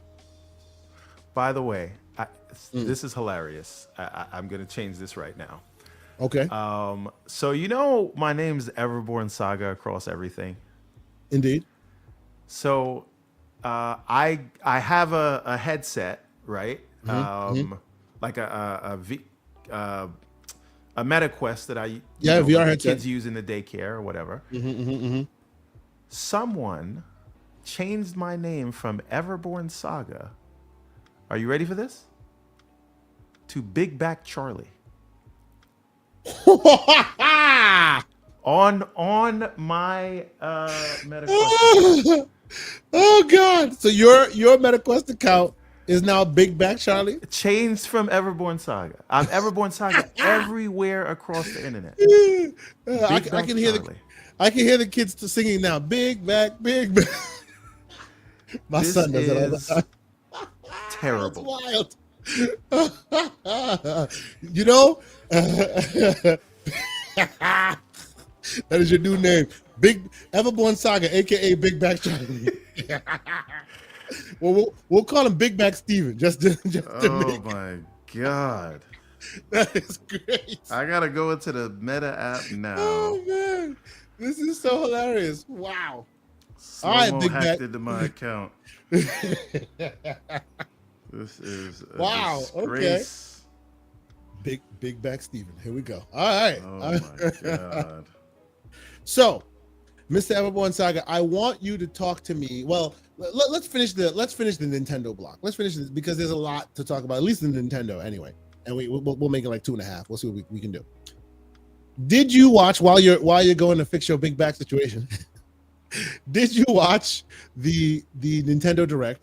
And what was your score, sir? What do you generally think? What do you generally think of what they did this time? This was technically their longest Nintendo Direct. A lot that they showed. Which one? What was your overall impressions? We can dig through the games and whatnot, but what was your overall impression? So I actually only saw the beginning of it, and that's when they were doing all the shovelware. So I heard it got really good, and they brought back the Virtual Boy, which I didn't see, and there's a new Fire Emblem coming out, which a lot of people were waiting on, and they showed Metroid Prime 4. So I missed all the good stuff. So you have to tell me about this. So you talked about the Virtual Boy. We're gonna get to the Virtual Boy because I got thoughts. There's a reason why it's on the cover. I got thoughts, but let's let the people in here get their vote off. Nintendo Direct. What's your score? A, B, C, or D? We'll keep it simple. All right. Now I switched my name back to Everborn Saga. If you're looking for me on Meta. Everborn Big Back Charlie Saga. Oh my anyway. God. I'm gonna have a stern word. Hilarious, man. Anyway, so first off, they showed off Super Mario Galaxy 1 and 2, right? They also showed that they basically announced that the Mario Galaxy movie is the official title. They showed you a little bit of teaser on that one, right? Which I thought was pretty Did they show any of the movie? I know they named the actors. Oh, they showed, and I'm not gonna play it because you know them ninjas is out there. They're gonna come for us as soon as I show anything of it. They might even come for us for showing this stuff right here. But anyway, oh wow, Seal Tech, bro, what are you doing? Easy. Jeez, all right. So did Slow-Mo get his Switch yet? Because he said on site when that was coming, he was gonna get it. I know you got till next year, but I want to know if Slow-Mo picked up his Switch 2 yet. Slow-Mo backslide with a $5 super chat. He says Fire Emblem is all I needed to buy a Switch 2. True to my word, I bought one yesterday. Fortune Weaves looked amazing. Did you get the $449 or the one with Mario Kart or whatever it is? Yeah. Did you get the bundle, or did you just go bundleless? Right. It is what it is. So let's just run through it real quick while we get an answer from Slow-Mo. As I said, Galaxy 1 and 2. How do you feel about that? I love those games. Those games are classics. Those games, by some estimation, are classics that still hit to this very day, because like nobody has really done that kind of gameplay elements. People have tried, but it still holds up. So I will say 1 and 2 are still great, but I would have liked them to like remaster it or put some new coat of paint on it or something. Yeah, when I heard the reaction about it, I thought they like remastered it so they could like do it in the, you bought the bundle. Yeah, only okay. one that was available. All right. Yeah, Slow-Mo secretly a Mario Kart stan. All that. I don't even care the Mario Kart, but it is. Yeah, whatever. Yeah. We don't believe you. Okay. You need people. No, go ahead. I think Slow-Mo had a Switch 2 this whole time. He just wouldn't admit it till now. The secret Nintendo. You had to go fish it out of the Lake Minnetonka. Yes, exactly. I'm asking for trouble now that I gave Slow-Mo this ammo. See? Oh boy, this is gonna be great, man. I don't even know why I said that. No, that is wild, sir. The ops are gonna use that against me for years. You done, sir. You do realize the AI is gonna come with the big back. You're gonna be like, okay. All right, let's go. I'm waiting for BV to catch. All right, but anyway, so Mario Galaxy 1 and 2. I don't know that I care because I wish they would have put a new coat of paint on it, and they could. Games, bro. Oh, I can't wait for my son to play them. I will buy them again. I played them originally. I just wish they kind of spruced it up a little bit. Right. Obviously they must have somewhat because they did realign the control scheme and all that, but still. Now, Monster Hunter Stories. When did that happen? Was that at the show? No, well, it might have been. You're skipping out of order. I don't remember this. There was a lot of games shown. There were a lot of games shown. So I don't think Monster Hunter Stories was in there. Let's go from the top. Let's go from the top. So these are the games. If you're looking on the screen, these are the games that they showed off. So and I think in this order as well. I think in this order as well. So Mario 1 and 2. Like of all the hay that they made about the 40th anniversary of Mario, I don't think they did it right. I think they kind of just showed you content that was already available, or they didn't give you new content. I don't know. I was expecting something new. Maybe that's just me. I was expecting new something. I don't know. With all the game list that I saw and the stuff they talk about, like I didn't see the show, but they showed the things I wanted to see. Tell me what Metroid looked like, Metroid 4. Bro, I was very excited to see that. That is the only game that I'm like, all right, y'all got me. I was ready. You got me. Now, if you want, I will try and find a Metroid Prime 4 and I will play it. Chances are they will come for me. It is what it is. I don't think they will. Oh, every time we say that, they do. No, it's because that's with the audio, right? Like they're not. I hope so. I will try it, but I have not had. All right, don't worry about it. Don't worry about it. No, I will do it. I will do it because I do want to be able to talk about it, and I do want. I we should be able to show that. So this is Metroid Prime 4. Advertising their game for them for free. Like what are we doing here? But this is what they do, right? I gotta say, it was beautiful. It is beautiful. When I saw it, I'm like, okay, they're out there and they're doing their thing, So take a look. I get a lot of Death Stranding vibes. Him on his bike, riding through the wilderness and all that. I'm talking about him. Oh, okay. As in Death Stranding. Norman Reedus. Obviously. Okay. Yes. All right. This right here. This is like. It's not a lot happening on screen. Let's just put it that way. There is that. And the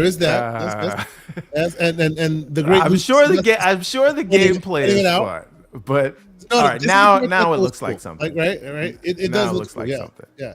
And then I was like, is this just a section? No, you get into the cave, and you jump off your bike and you're in it, right? And I can see why people are excited for it. If there is an adult game, like this is a game that I would actually like to play on this thing. Yeah, I don't know if I'd call Metroid an adult game, but I hear. I mean, like this is not meant for children, right? It's not like cutesy like they tend to be. Yeah. It may have some scary and all that. T for teen. Sure. So what I did after this was I went and I got the what do you call them? The certificates, right? You get vouchers. You get 2 vouchers for $100. And you since this is on Switch 1 and 2, you get a $10 upgrade to get the Switch 2 version. So I'll get like some games for the kiddos, and then I'll use the voucher to get this one and get the $10 upgrade. And we'll see if the upgrade is worth it or not, because these days they make you pay for upgrades, which I think is craven. But hey, that's neither here nor there. But yeah, so that was the only one that I saw that I was like, okay, it does look like they're shooting their shot. They're doing real cool. They're doing some interesting things with it. So I'm excited to see where it goes. There's that. All right. So then one thing that I did find interesting. Yeah. Okay. So the Switch 2 edition for Mario Wonder, which I did not complete. Yeah. Okay. I did beat Sonic Superstars. My son wouldn't let me. Yeah. But I will be going for this upgrade. I don't know if it's paid or unpaid, but. What do you think about well, no, because Zelda, if you have the subscription, you get it free. I don't know if they're doing that here. I don't think that's this yet. I don't think so. Yeah, I don't think so. This and the Donkey Kong one are both paid, I suspect. Well, Donkey Kong's an actual DLC. This is just the Switch 2 edition. So I can. Well, no, they add content. They've added content, more content to Wonder. So it's a DLC, proper content, additional content. Okay. Oh, all right. So I mean, it's an expansion. Yeah, so it is what it is. Yeah. Exactly. So, but what I was hoping for was that value add that they had done by, hey, if you have the Nintendo Online, you just get the upgrade. I was hoping. Yeah, well, first of all, that's actually disgusting. Though I got to have your subscription service to get the upgraded graphics because I already bought your hardware. No. That is crazy. It's not to say that you won't get it without it. Without it, you can pay for it. But as a value add, what I'm saying is that's disgusting. But what's even more disgusting is some of these, you have the sub, they're still making you pay for it anyway. Yeah, again, still terrible. All I'm saying is, like, if you're selling me new content, charge me for it all day, right? Sure. Twice on Thursdays, right? Yeah. But the idea that just because I spent $450 or $500 on a Switch 2, and then you're gonna charge me to use that Switch 2 on these games that I already bought from you. It's like you buy TV and they charge you $10 for the remote control. Get out of my face with that. Yes. MJ Dark says Mario's 40th should have been more. Instead, we got new Yoshi game, which looks cool. Also, they did show Monster Hunter Stories 3. I didn't see that. Yeah, it'll be on this list that they're showing it. The other thing is the Yoshi game did look cool because it had a really interesting art style. Yep. So and we haven't had a Yoshi game in a long time. So I don't know if it's gonna be for me, but I'm glad they're doing it. Yeah, it's good to put more games in this IP. I appreciate that too. Yeah. And let's see. Besides this, let's see what else really caught you. I heard there's some like Minecraft type of thing. So what that is basically it's the combination of where is it? Right here, Pokemon. What is it? Pokepedia. It's literally Minecraft meets Pokemon. And again, once again, keep playing around with those patents if you want to. This is why they're not going to sue Microsoft. You know what I mean? Yeah. It seems like it's Minecraft meets Pokemon, and we'll see how good or bad that works out. But yes, that was the one that gave a lot of that Pokemon that Minecraft vibe. But again, not for me. But we'll see. Maybe my kids will like it. No. All right, show me Dragon Quest 7, and they can't get mad at you because it's a square. Where's Dragon Quest? It's right below Metroid, the second Metroid. Below Metroid. Oh, okay. There you go. Dragon Quest 7. Let's play that trailer. So this is Dragon Quest 7. Also coming to Xbox, by the way. Also coming to Xbox, yeah, because some of the past Dragon Quests have made it back to the platform now. Because the juice happens to be worth the squeeze. And there goes the shadow boxing. So every time Everborn Saga now does some shadow boxing, you will denote that the shadow boxing is happening because of this. Oh my god! Continue. Oh man, we doing this now. Let's go. Somebody said don't tell Nike about this, but anyway, my God. All right, this looks interesting. Let's skip through it a little bit. Let's see what some of the gameplay looks like. I mean, the game looks amazing, but what does the gameplay look like? Like I think most of this was I think this is all cutscenes. I want to see the game itself. Well, you may have to wait for that one because this is what they had to show you. It says reimagined, but you didn't. Yes.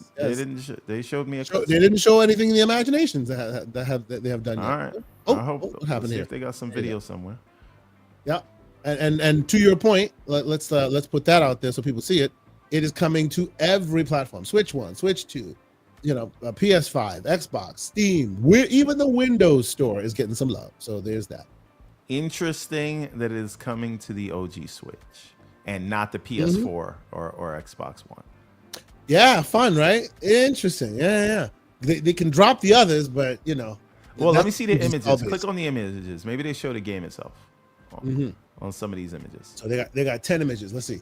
So these all seem to be like from the cutscene. Yeah, I don't see any of them. I don't think they've officially announced or shown off any of gameplay. All right. Well, that might be one. Click there. Click the right below the. Forget it. Right below the map. First one on the bottom. Right below the map. Okay. This. Maybe that's what it looks like. Yeah. Camera a little bit removed. Yeah, overhead. Yeah. I don't know. I'm interested. All right. Okay. I'm happy you're interested. Some of these things and I know the Dragon Quest series has a huge lineage, so if there is any IP that people would be interested in, obviously it'd be this. There's a lot of inspiration in the art style with the Everborn stuff. So, okay, I'm interested. All right. I mean, I wouldn't say that too loudly. These dudes are litigious, but continue. Yeah. Nothing is borrowed from gameplay. That's right. Nothing. So they did a Danganronpa 2X. They showed off Hades 2. I've been playing Hades. I actually beat Hades 2 already on Steam. It's a great game. More people should play it. Actually, haven't started it yet on this baby. I was waiting for the 1.0. Hades 2 runs beautifully on the Odin 2, baby. I'm just saying, it runs like a dream, over 100 frames per second. It's like, anyway, so there's that. Did you see the Resident Evil Requiem? I mean, I saw the initial trailer. I didn't see. I don't know. Am I 17 years old? Yes, I am 17 years old. Don't worry about it. So let's check this out real quick.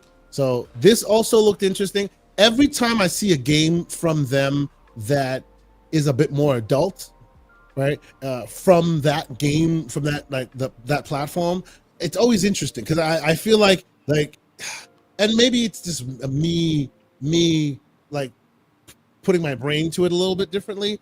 It seems like that the Nintendo's platform always works best in the huge color palettes and the cozy style and all that. It's always interesting to see realistic games depicted on their platform, and this looks great. You know, Capcom doing the thing as they do. You know, it looks like it'll be pretty cool. I don't know if it was captured in Switch 2, but if it looks like this, that's awesome. You know, it looks great. You know, I heard this. Is this going to be the one that's open world and you can switch between first and third person? I heard such things about the new Resident Evil. Let us know. I have no idea. I'm not a Resident Evil person. I hope y'all know. The older I get, the more my heart can't take the slander. And I played like Resident Evil 7 in VR, and that's what cured me of Resident Evil. It was too much for the heart. All right, so we got some first person action going on, looking good. I got to tell you, I'm a huge fan of the RE engine in corridor spaces. It's just when it gets to open world, it gets it loses the thread for you. Okay. By the way, chat, if you haven't answered the question yet, it's still up. Let your voice be heard. The Nintendo Direct, what is your score on average right now of the people that have voted? It's looking like a C. Wait a minute, are they going back to the first mansion? I have no idea. It looks that way. Oh, so the big fan of RE that he is. MJ says this version can switch between first and third. RE9 is the best on Switch 2. You better stop it right now. Lies from the pit of hell. Right now. Lies. I bet it would play better on this just because I can go in the background and make some changes, and you can't. So it is what it is. By the way, what I've been doing recently. I don't play AAAs on handheld anymore. Okay. Just the AAAs I play on the big guy. Yep. And all the indies I play on the handheld. That's what I'm doing as well. I don't even know that I would. I don't even know that I would attempt to play Resident Evil. But anyway, unless you have like that Dragon Quest art style, so you might be a 3D game. But yeah.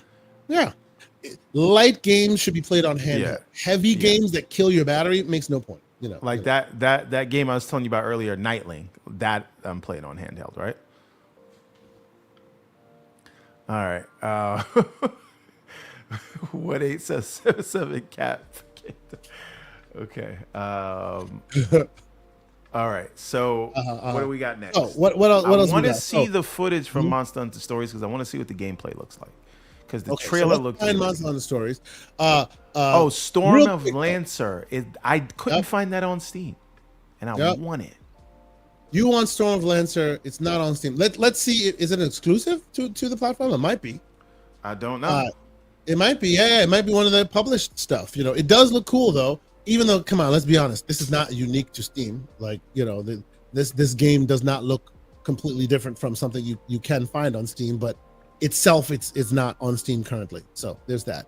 The graphics look amazing. I will give it that. Like the whole co-op aspect of it, the comic book style. I really like the cell shaded hard black lines and stuff. It's pretty cool, you know.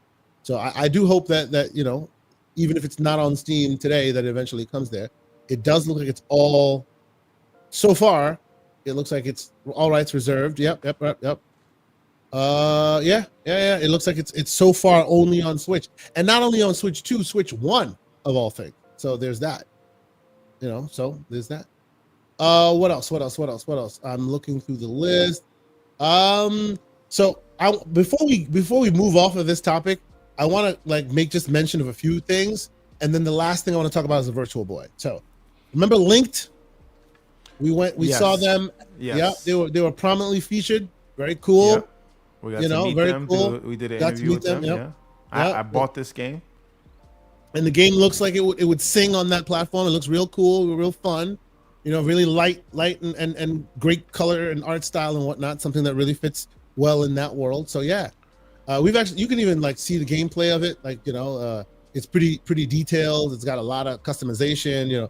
It's built to kind of be almost a Destiny style like game with a future, like a games as a service style thing. But it's got great gameplay elements and stuff like that. And I like the story. So yeah, I think more people should give it a shot. It's been out for a while on PC. Yeah. Nice that it's coming to the Switch. Hopefully they'll see some big success. Yeah, the dev team seemed pretty cool when we got to interview. Very nice people. Yep. Mortal Kombat collection. You got me. Yeah, we know about. Okay, here's the interesting. Whoa! No, stop. No. Final Fantasy. We're saving that. Let's get to the bottom. We'll get back to it because I know where this is gonna go. I thought we were going in order, but okay. No, because let's be quick. So there's not really much else unless somebody tells me that something else is. Village is coming to the Switch. That's interesting. Village is coming to the Switch, the gold edition. All right. Did we miss Monster Hunter? I don't see it. This is why I wanted to get to the bottom. I don't see Monster. Right there. It's right there above Dynasty Warriors. What are you talking about, man? Oh. There it is. Right. No. Above Dynasty Warriors. There you go. I see. All right. So now, Monster Hunter Stories 3. Will they show us gameplay? That's the question. Well, let's skip through it. See what we get. I think it's turn-based. The last one didn't run so great on the Switch 1. Yeah, but this is different. So they didn't show us any gameplay, but the story looks like a story thing. I think that might be some. Maybe it's some gameplay. I don't know.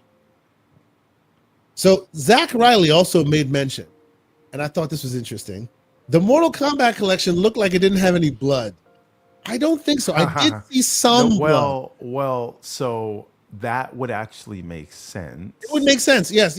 But I noticed they did see some blood. There was some blood. I looked. What I'm saying is maybe because it's the Switch, they gave you the Super Nintendo versions. Yes, I know that it would make sense because of the lineage, those who know and all that. But I think, and it's funny he brings it up. Where did it go? There it is. It's funny he brings it up because I too looked for it, and I think I saw it. So let's look at it together. I think I saw they did do some blood. So see, here they didn't do any blood, and of course, as soon as I did it, it froze. Hilarious. So check it out. There's some places you do see blood. I think, I'm not sure, but I was like, I haven't seen any blood yet. Where's the blood? There was blood. You see? Yeah, there's some blood. There should have been more blood though. No, but there's red. Look, let me see. Because if it's all dust, it's all dust. Look, there's blood. Yeah. But there is blood. Oh no. And the blood toggle. He's like the blood toggle. It might be a blood toggle. Yes. Whereas in the old school days, there was no toggle. It was straight up no blood for you. You're on Nintendo, right? So this might be a blood toggle situation. But yes, this is seriously graybeard territory. Nobody else should care about any of this, but those of us that know care. Is there blood? There was a little blood. So there you go. I saw blood. That's right. See? Will Doug Bowser call Senator Lieberman? Who knows? Who will wake up out of his bed and go, "What? I'm in action again. Let's go." Anyway. All right. What is this? Go to the left of Dynasty Warriors. Below Voyagers. Below Voyagers. Okay. Yeah. What is that? First one in that row. Isn't this like isn't this I forget like the name? I have no idea. I've never seen this before. It looks like one of those gotcha games. Got the cat eyes. Oh, and of course our connection is starting to get a little frosty because we are using IGN's stream. Shout out to IGN. There you go. It's back to normal. But yes, I think this is not a new game. I think this is like an older game. Yeah, the complete collection. So there's a lot of them. Yeah. So there's okay, I don't care. All right. Yes. So there's that. Yes. All right. Let's Can we talk about Final Fantasy? Yes. Let's talk about Final Fantasy. Let's talk about Final Elephant in the room, which it seems like a lot of people have ignored, is Integrate. Yep. Integrate. We were told for both Nintendo and for Xbox that it was coming in 2025. Now, we will ignore the fact that when they first showed it for the Switch 2, everybody was like, oh, the Switch 2 is going to get it before the Xbox. Turns out they're getting it on the same day. But also turns out delayed till 2026, early 2026. And one thing I don't know if I'll give them credit for this because it's a super old game and an old DLC, but it's $40 with the DLC, and that includes the original game as well. So you get original Final Fantasy VII, plus you get 7 Remake and Integrate. $40 on Xbox. Yeah, I don't think that's a bad deal. It's not a bad deal. I don't disagree. Yeah. I don't think it's a bad deal at all. You get what's weird is the original Final Fantasy VII is not play anywhere, but they give you both. Oh, okay. So actually you get 2 licenses instead of one that works across both. Yep. But here's the elephant that you want to discuss though, which is that there was a Final Fantasy announcement on Xbox's at Xbox's show how long ago? In June, where they showed you this trailer. Yeah. Right? They showed you this exact trailer, and at the end of this trailer, what they said was, let's see what the end of the trailer says. Wishlisted available this winter. Wishlist. Yes. But again, don't just put this on Xbox because Nintendo said the same thing in their partner showcase. Absolutely. And now, of course, we're seeing that it's not this winter. Of course, it is. Well, to be fair, January is still winter. No. I mean, think about it. No. Like if we want to be exact, right? It's the same winter. We're not going into a new winter because it's a new year. So here's my question. Do you really think people will go, yeah, that's what that meant? I don't. I feel like people have been waiting for 5 years. They could wait for a couple. No, that's not what I'm talking about. I don't think that's a problem. But I hear what you're doing. I understand it. But I don't think that's what they meant when they said this winter. Yes, January is still winter, no doubt. Yeah. But I think most people would think 2026? No, they meant 2025. Yeah, but they never actually said 2025. Yeah, that's true. Winter doesn't even start, as Zach Riley says, doesn't even start till December 21st officially. You're still in the fall till right before Christmas. So what you're saying is Mr. Everborn Saga should be the PR department for these guys. I understand. Good job. I mean, I'm talking about perceived versus fact. Obviously, the facts are with you, but the perception might not go their way. Like, well, you can't be responsible for people that don't know when the fall starts and ends. True. Yeah. But so it is what it is. It is what it is. So they're coming to all platforms outside of that. The Black John does say something like if we're playing semantics, obviously. But if I told you winter 26, you're going to think December 26. You're not going to think that's also January. Sure. No. And see, Soul Tech says he's with Mr. Ever Big Booty Saga. Oh, my God. Oh, Lord. All right. We've opened a can of worms, sir. All right. Anyway. But the more interesting thing about this Final Fantasy is after this came out, I don't remember where the tweet is, but they showed a tweet where they basically said, and if I'm mistaken, correct me, but after these come out, all the others, including day and date, the next one, will be on all platforms. Is that not what they said? Yeah, I would like to call Slow-Mo to the carpet. He does not have to join. He can if he wants. If he wants to, absolutely. But now, Slow-Mo, correct me if I'm wrong, because I was told by Sick that even though they announced this, you thought, what do you call it, still might not be day and date, the third one. Did you actually say that, Slow-Mo, before I accuse you of something that you didn't say? Mm-hmm. So let's see. All right. So look at this. I'm never gonna hear the end of this. Big Back Charlie was too. Okay. All right. So Slow-Mo, you did say that. Now, can you get the tweet from the Final Fantasy VII Remake director? I'm trying to find it. I'm trying to find it. I don't even. I'm on the Square site, but I don't. I'm on the Square page, but I don't see it. Well, the director tweeted out some more like. Okay. Well, would you mind sending that saying, or put that on the screen? Because I don't going forward. So Slow-Mo, are you saying you still don't believe Part 3 is going to be day and date? That's all I'm asking. On these existing platforms. Day and date on PC, Xbox. Your new acronym is just wild, bro. Oh my god. Oh my god. My god. No. That is wild. Holy no. Big bet. No.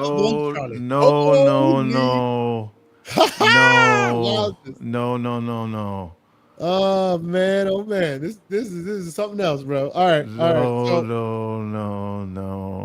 So I think Everborn, I think I will stand with you on this one, Big Back Charlie. I will stand with you on this one, which is that I think like at least, and I can't find the tweet. If you can, please send it to me. Put it in the chat. We will definitely talk about it. But from the wording that I remember, it sounds like after they said it's coming at this date, the next ones are all coming together, right? But I mean that's all of them. Day and date. That's obviously clear that they're coming. Why even make this statement if it's not? All right. Anyway, the point is, Slow-Mo, I understand you're saying it's not clear. I'm saying that I'm asking a question of whether you believe. Yeah, forget about the statement. Do you believe that it is coming day and date? Yeah, with the unclear statement that we have, what is your belief in it? Do you believe we are? And it's okay to say you just don't know. But I'm asking what is your prediction? Yep. My prediction is that it's day and date on all those platforms. He asked, then why not just say it's coming at launch? I mean, I thought they said enough. But again, that's what interpretation is about. I'm just asking if you believe it's not day and. Oh, he literally said he doesn't know. All right, cool. Okay, we'll leave it at that. No slander today. We'll save that. But I just wanted to clarify. But I am on record saying I believe it'll be day and date. So I reserve the right. I could be wrong, but that's what I believe. Based on that unclear verbiage they did, I too believe it's day and date. We shall see. Right. Last thing I want to bring up, because I have some thoughts. Is this the one where they added the story? Oh, virtual. No, well, there's one where they added a story and then they turned Mario to babies and then they had to go play tennis. That is Mario Tennis. That is Mario Tennis. And they've just added a campaign. They added a campaign to Mario Tennis, which, hey, man, that's cool. I love those franchises. I like when they add different things to it. Like I love Mario Golf. I love Mario Tennis. I even love Mario Strikers, the soccer game. I think that most of their sports games are really fun and they add interesting mechanics. They don't keep so beholden to the rules, so it keeps things fun and interesting. So I'm not slandering it. I will give it a shot. I always tend to like the Mario games, the sports focused Mario game. I want to talk about this. Does this excite you? So what is the implementation here? You're putting the Switch inside of a headset? Let me show you what this is. This is literally an old a VR headset, right? It's their old paradigm. And they have two offerings. There's the $100 one, which is this one, which is what you're looking at right here, which is basically like a shell with optics, and you slide your Switch 2 into it, like they're doing now. And the other one is cardboard that you slide your Switch into. Where's the cardboard one? The cardboard. And Nintendo's selling cardboard again. Again, yes. They're not showing the picture of the cardboard one. I don't know why. Okay, it's only $100. They're basically doing like the Android VR thing where you just like. Yes, and this is what it looks like. My thing with this, what do you think? I think it's a fun thing, and I think it's an homage to what we had. And I need the damn Power Glove. But are they gonna make you play red and black games? Bro, here's where I sit with. They're about to ruin your kids' eyes. Sir? Good luck with that. To me, this is Microsoft coming out and going, Clippy, remember him? This is the Apple going, the Apple Pippin. It's back. It's a classic. Is it though? No, this is an opportunity. Technology this was the peak of technology when they made it at the time, right? That's what this was. It wasn't great. It gave you eye strains. Nobody was able to look at it for more than 13 minutes, but it was the peak of technology at the time and all that. I get it, right? But now to release a Switch 2, which purports to do so much more, and you're gonna like literally crib it and make it black and red again, because look at the games, it's black and red again. Only I'm like, okay, this is a weird thing to, and let me be clear, let me be honest with you. The reason why I'm a little critical of this is because the patents that were coming out, and obviously we were wrong, it's an us problem. The patents that had come out, and Genki was already being sued for all this, was a second screen at the bottom of the Switch 2. That's what the patent looks like, which would tell you they're putting a second screen at the bottom for DS gaming, right? So walk in the door thinking that's what's happening, and then we get this. I'm like, oh my God, what are you doing? Yeah. So again, I really think they're gonna end up in some trouble with what that does to people's eyes. But that's why he wears glasses. It killed his eyes as a boy. Right. But that being said, this is to me, this is a huge missed opportunity, because in the same, and remember, this is an Android tablet, right? Like, yes, that's all it is. That's what it is. So we know what Android VR is. We know that we know a lot of the earlier Meta stuff was just at the end Android of the day, though, all that your phone on your screen was proven to be kind of god awful. So they moved away from it. I get it, right? But you could have, like, I love the homage, and I need the Power Glove, right? I love that. Oh yeah, me part too. of it. I love the homage. But you could have said, we're going to make VR games, and this thing will turn your Switch into a VR thing. $100. That is even cool. have the slander, Everborn, if they didn't give me red and black games. What are you doing? You got this thing with upscaling capabilities, and it can now do so much, and you're gonna give me red and black games? And by the way, anybody who's gonna be using the Switch today, they're not gonna remember this red and black thing. So exactly, the Nintendo's prime audience is not gonna have any reverence for that. So you could have done the shell and then just said, hey, developers, make some VR games or VR experiences, and there you go. Now you understand. You understand why I call this episode Graybeard Fodder, because that's all this is, Graybeard Fodder. It's not for my kids. It's not for the main audience, and even for me, I'm just like, you gonna make me strain my eyes for 15 minutes? This device can do so much. I will go there with you. Why are you limiting me? I do think that it's cool the way they set it up, sliding the Switch into there, because I never even would have thought of that. So, and really? Again, this is exactly what they did with cardboard. They have a cardboard version, exactly like that. I understand, but it's not cardboard, and they use the Virtual Boy branding, and it is. I just think that part of it. There's the cardboard. You see the cardboard?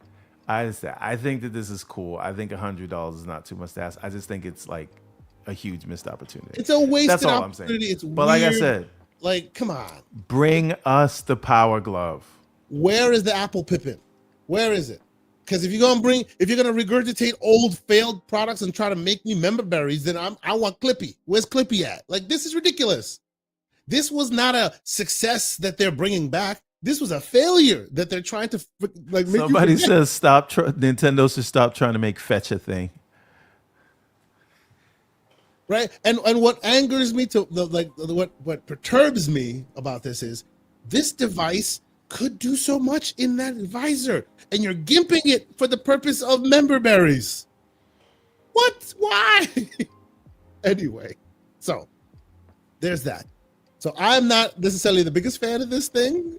I think it's a wasted opportunity. It could have been so glorious, and instead it's just kind of like, what are we doing right now? It's just weird. Even the president of Nintendo, who's in our chat, Mr. MJ Dark, will attest that although he's buying one, he also understands that this was not the move. So it is what it is. Besides what they showed, it was good. It was good, but still, the Virtual Boy, they gave us this and not the light gun. Like, just what are we doing, Nintendo? Bro, look, The Retroid Pocket 2, if you know what that is, it looks exactly like this thing, but tiny, like a tiny version. Even they have come out with a USB-C attached screen at the bottom, so you can emulate DS games, right? You guys own this platform. There's even a freaking patent out right now that you own that you're fighting Genki for, right? Because of that patent of the dual screen mode. Why? Where is my dual? I would so happily buy that dual screen device, not the device, but like the add-on for the Switch 2. They have a USB-C plug at the bottom, perfectly positioned for this situation. Instead, I get a plastic thing that gimps the Switch 2 into black and red. I was quite perturbed. I was quite perturbed. Forgive me. I know people love it. I'm not trying to yuck your yum. It's just not for me. I was a little bit disappointed with that. But okay, let us move forward. Real quick, the great MJ Dark with a $2 super chat. He says, shout out to the iPhone Pixel phones. Gotcha. Okay. First of all, MJ Dark, you acting like you're not about to have a new Air next week. You can cut that out right now.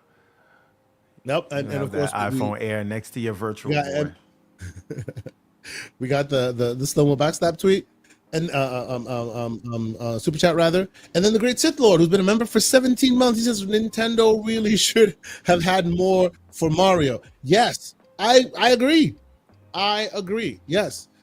And Hollywood Rules, who's been a member for 6 months. Salute to you, good sir. He says, good morning to my fellow graybeards. Have a great show. No play anywhere for play anywhere. Sega got 2 versions of Shinobi. Needed that handheld version. Yeah, man. That whole thing about the play anywhere not getting its respect, it is a thing. And then I will say, I don't have to worry about that buying it on Steam. I just play on the handheld and then play on the TV. But yeah, but you're limiting yourself to what handheld you play on and all that, right? You like not everybody can have 35 handhelds and the CCP pass, sir. But that's neither here nor there. CCP pass. That's very good. I like that. Okay. So do you want to talk a little bit about this Microsoft about the AAA games not really doing the play anywhere thing? I know that's kind of close to your heart. Right? It is, but until they do it, I mean, I'm just not gonna buy games in the Microsoft store. So it's Microsoft's jobs to figure it out. I don't care what the publisher situations are. Like I would have bought Shinobi on Xbox if it was play anywhere, but it wasn't. So yeah, they got a handheld coming out in a month, so it's something for them to solve. But until I have confidence that it is solved, now I bought Shinobi and it's not something, they don't get no percentage of that. They get 70% if I buy one of their games on Steam, but they get no percentage of Borderlands or Shinobi, right? Yeah, absolutely. And so if they want the money, they got to come for you. That's right. They got to fix this thing. That's right. Absolutely. But to me, it's not any more serious than that. If they want my money, they better figure it out. Well, so what makes it more serious, or what the reason why I think Jez put this article out is because of the Xbox Ally, right? Being so close, most people don't care right now, right? But as this is getting closer and closer to becoming a thing that's in people's hands, and now the console-focused gamer now has access to it, this will become your burden soon enough. Yeah, I mean, I also think that, like, for me anyway, it's not really a burden because I'm just going to buy the game on Steam, right? But the whole goal of them doing this is to entice people to buy something in their store, and that's why I say it is a them problem. True. Right? There are solutions to this problem on other platforms, which you the one telling me I could launch these other games on this thing, so it's entirely on them. I'm not. Yeah. I don't feel any obligation to give them money if I can't, if a game's not play anywhere. Yep. But that being said, I bought Final Fantasy VII Remake a third time now because I initially got it on PlayStation, then I got it on Steam, and now I got it on Xbox. But it is play anywhere. Just with this great point here, Helldivers 2 not being play anywhere makes no damn sense. Absolutely. That is straight up ridiculous because I've said it multiple times. The game was literally engineered as an Xbox game using all the Xbox tools. So Play Anywhere is easy to implement at that point. Yeah, I mean, I do think that's something that may come later. But may come later, like, after you bought it. Like that's happened many times, right? Sega does that all the time. No, but Sega does this all the time, right? Yeah. They'll drop a game, it's not Play Anywhere at launch, and then a couple months or a year later, you're like, oh snap. Then it becomes I got access to this game. So I could see that. Remember, like Arrowhead's not a huge team, and it was a lot of work for them to do the port, and then they had a bunch of other issues just separately of updates that the community was looking for, which they're trying to work on now. So I could imagine that the PC port as well, the Xbox Store PC port as well, was just may have been too much for them. So we'll see. Yep, understood. Well, before we get out of here, because we're trying to keep a concise show, but let's talk about TGS, man. There's a lot of fun speculation. Shout out to the Mav. I know he's been on hiatus for a little bit, but there's a lot of speculation to be had. A lot of interesting things afoot. We have some confirmations. We have some thoughts. Like let me show you some of the stuff here. Obviously, Final Fantasy. Some of them they've already kind of announced already, so people know what's about to happen. They're coming. Microsoft has already announced that they're going to be at TGS.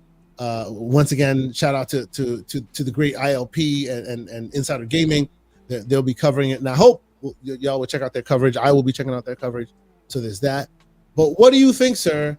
What do you think will be the big news out of TGS? What usually happens in these things is them regurgitating stuff we already know, and then we're just like, but it sounds like this year might be different. Well, here's my prediction. I believe that pre-orders will go live for the Xbox Ally at TGS. Oh yeah, drop the dynamite. Let's go. Now we may hear what price, and don't talk to me about this, Gary.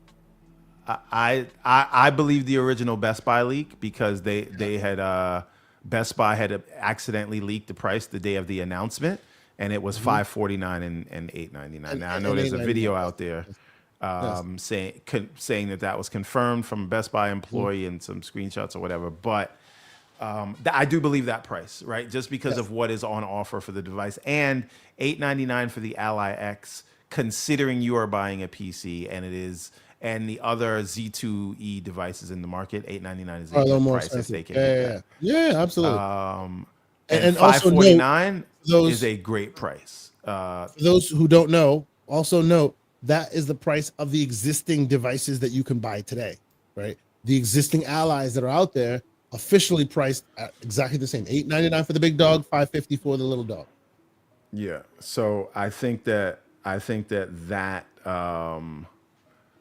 do believe in those prices, regardless of whatever videos are out there.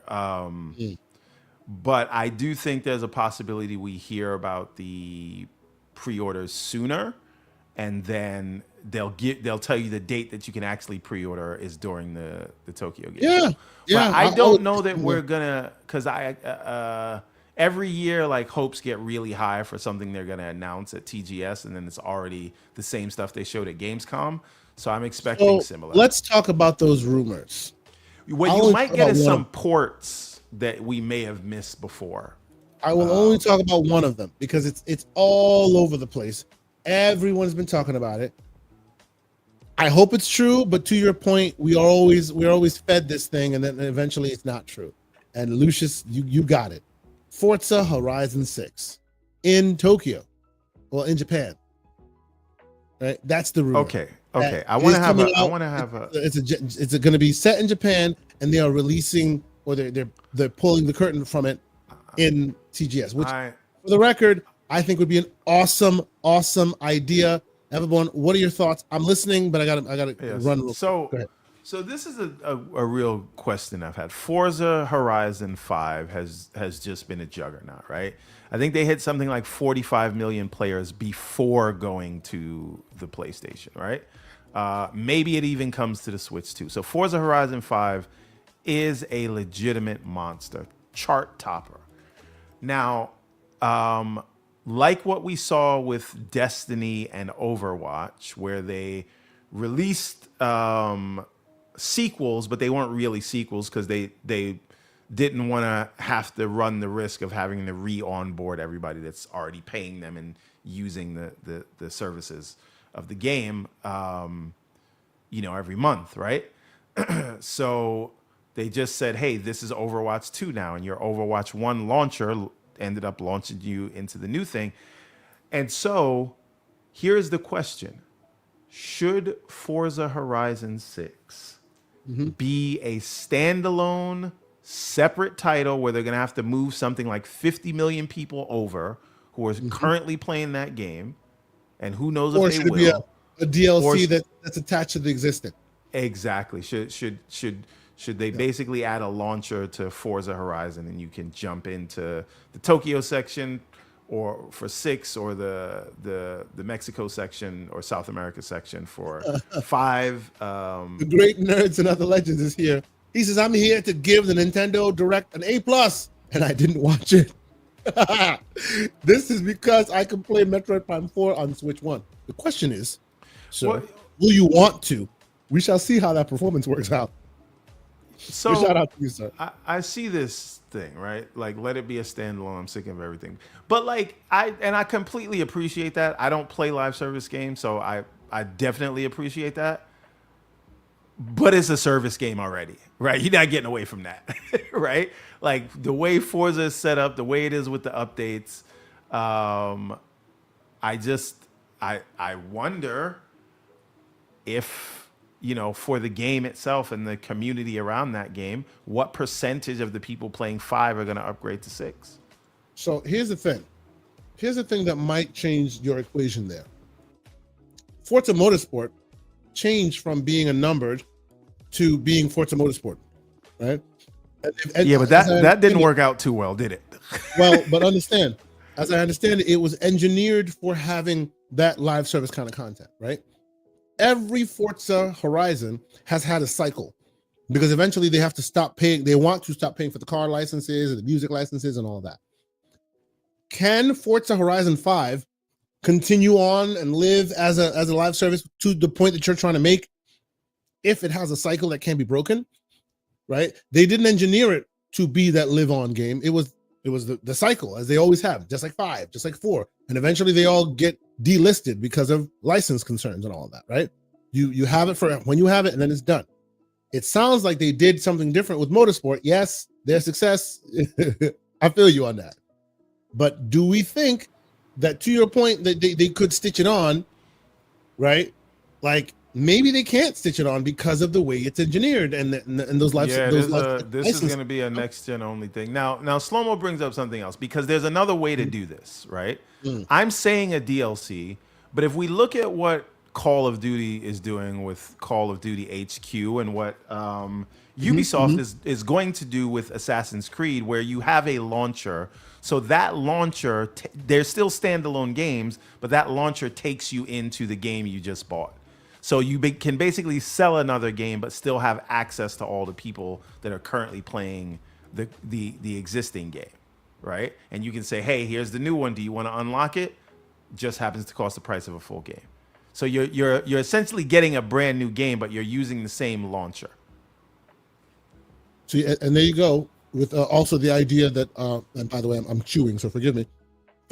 Also, you get the idea that it's still on the last gen platform, right? So how do you keep that alive? Or did they disassociate it from the last gen platform? That's all x86, and it's just a launcher. And to Slow-Mo's point about nobody liking it, they still got you to install it so that future games can live there and you click on it, right? Even if they go with the launcher route, they're not going to be giving you the same launcher or the same like icon you click on and now you have a launcher. You have to go and install it, and that tends to be the problem. People don't want to install launchers. Look at yourself there, sir. Listen, I get it. I totally get it. But you can turn 5 into that launcher, so it's already on their system, and they're just getting an update. True. You can definitely do that. You're not wrong. But again, the Call of Duty menu system is very convoluted, and adding all this stuff to Forza could take away from what makes it special. So it's a tightrope walk. Indeed. So, well, first of all, hold on, wait, hold on. Wait, let's stop this right here. I am not advocating for this because I'm not a racing person. I don't care. I promise you, I don't. I'm asking, what are they going to do about the existing 50 million players and how they're going to move them over? That's what I'm asking. I promise you, I don't care at all. What I want, and this is stupid, I will say it here on Front Street. What I want them to bring out Vin Diesel and his family to announce Forza Horizon 6. And it should be all about family, and Han should be behind him. That's what I want. And it should be all about drifting and all about, that's what I want. That's it. Oh my God. You are stuck, sir. There's no saving you. All right. Well. Anyway, so that's what I want. Microsoft has had him on stage to announce a game that never showed up. Now, how about you bring him back on stage to announce a game that potentially will show up? Right? Bring back Han. That's it. I'm just saying, that'd be amazing. You know, it is what it is. By the way, hold on. This might be $1 billion idea. Everborn would care if it were a Metroidvania racing game. Think about that. You've never seen those two things mixed together. The marketing writes itself. All right. No, it's why you doing guys, this? You guys have no vision. Nerds gets it. Sure he does. Yeah, you and Nerds can make that game.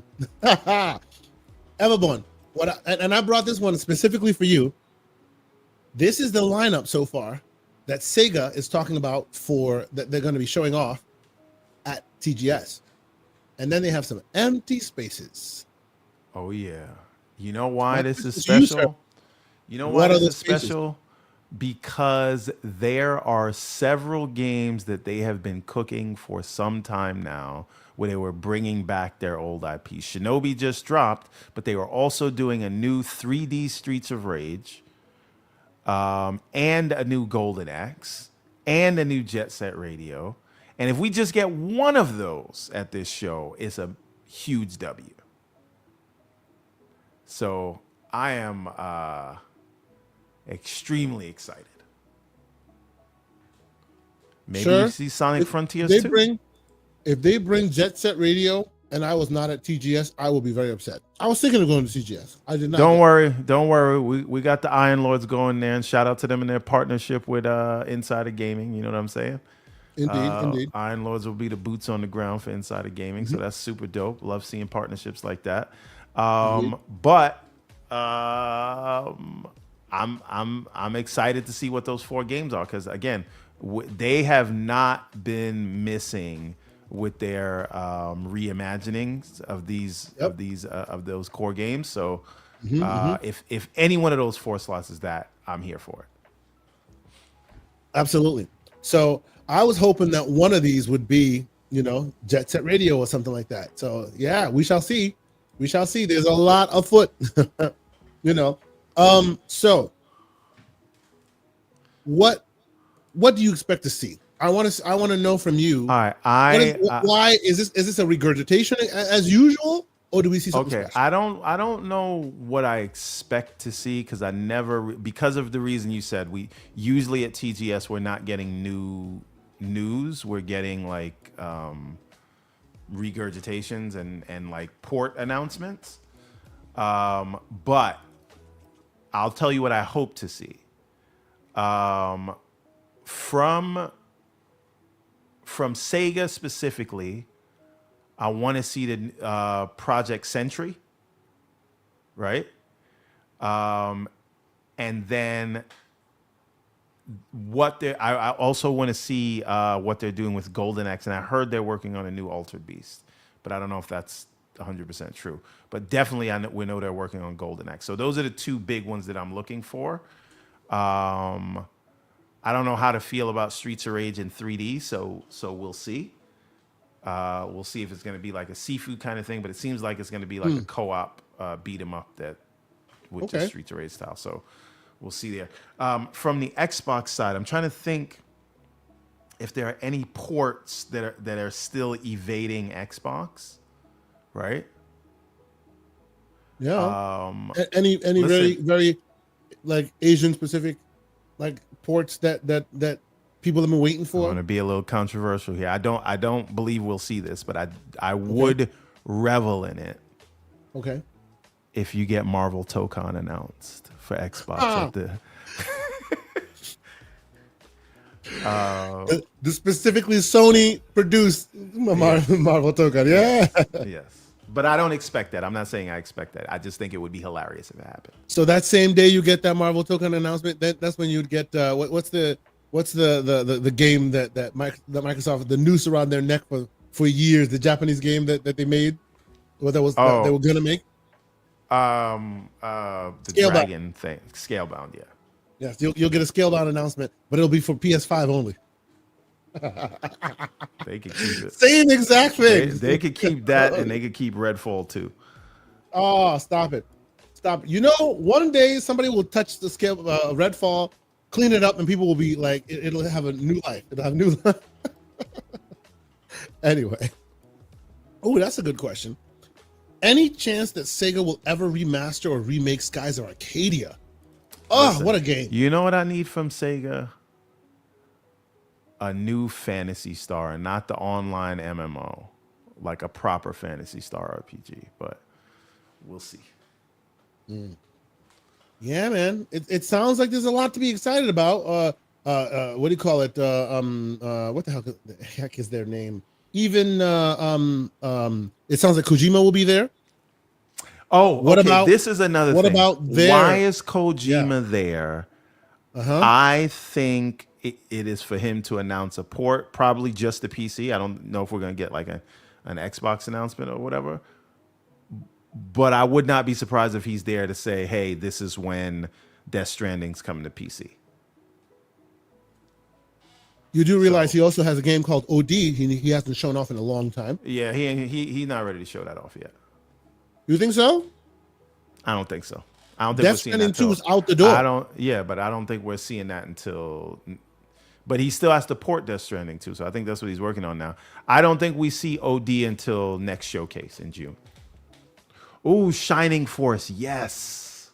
So there's that.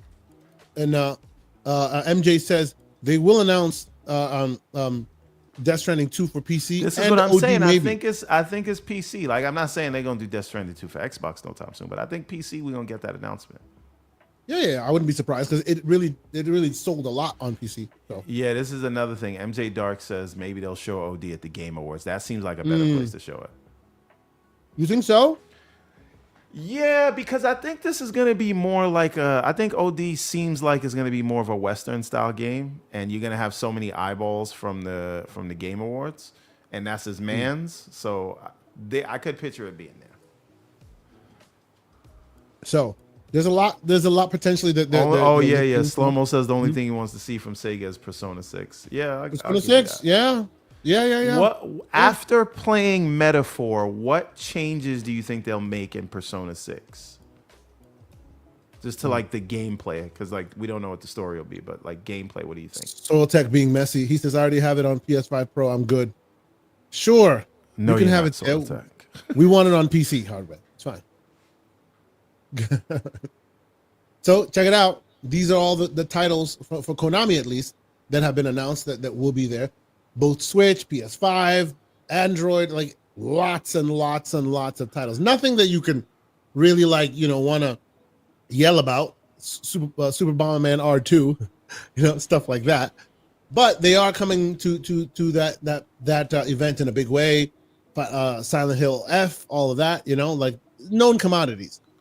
I just wish, long story short, I just wish they would take this event more seriously. You know what I mean? Like make it something that you want to go see because it's something new. And it always seems like it always continues that unfortunate tradition of being a regurgitation. And by the way, MJ, if that were to happen, that'd be hilarious. Death Stranding 2 wins Game of the Year at the Keighleys after Expedition 33, after Chronos. Oh boy, it would be. Wait, some hold bloodless. on. Is Chronos? I'm only an hour in, so I'm speaking just from what do you call it? I But hear is such it actually superlatives. in the conversation for game of the year? Like, actually, I understand it's a good game. Yeah, But I hear a lot of superlatives. I hear a lot that of surprises me. platitudes. Yeah, yeah. So there's that. There's that. Anyway, I think that's it, man. I think so. Let me close out the poll. And the poll asked, And what chat, do y'all think? did we miss anything? Yeah. Please let us know if we missed anything. The poll asks, what do y'all think of the Nintendo Direct? And ultimately, the score by an overwhelming margin was C by 37%. So there's that. I can't speak on that until I actually watch the show. And MJ Dark says it is not Game of the Year material. He's played it 3 times, so there's that. But of course, MJ Dark also said that Astrobot was not Game of the Year material, and it is what it is. So, yeah, but there's nobody glazing Chronos like they were for Astrobot. A lot of people are glazing Chronos. Not the voters. Not the voters though. Okay. Wild Ones Gaming is asking, have we talked about the new GeForce updates? We haven't talked about it because I have not used it. I don't know if you have. I haven't used it, but I know what the updates are. Basically, adding Blackwell. Basically, new the GPUs. 5080s, right?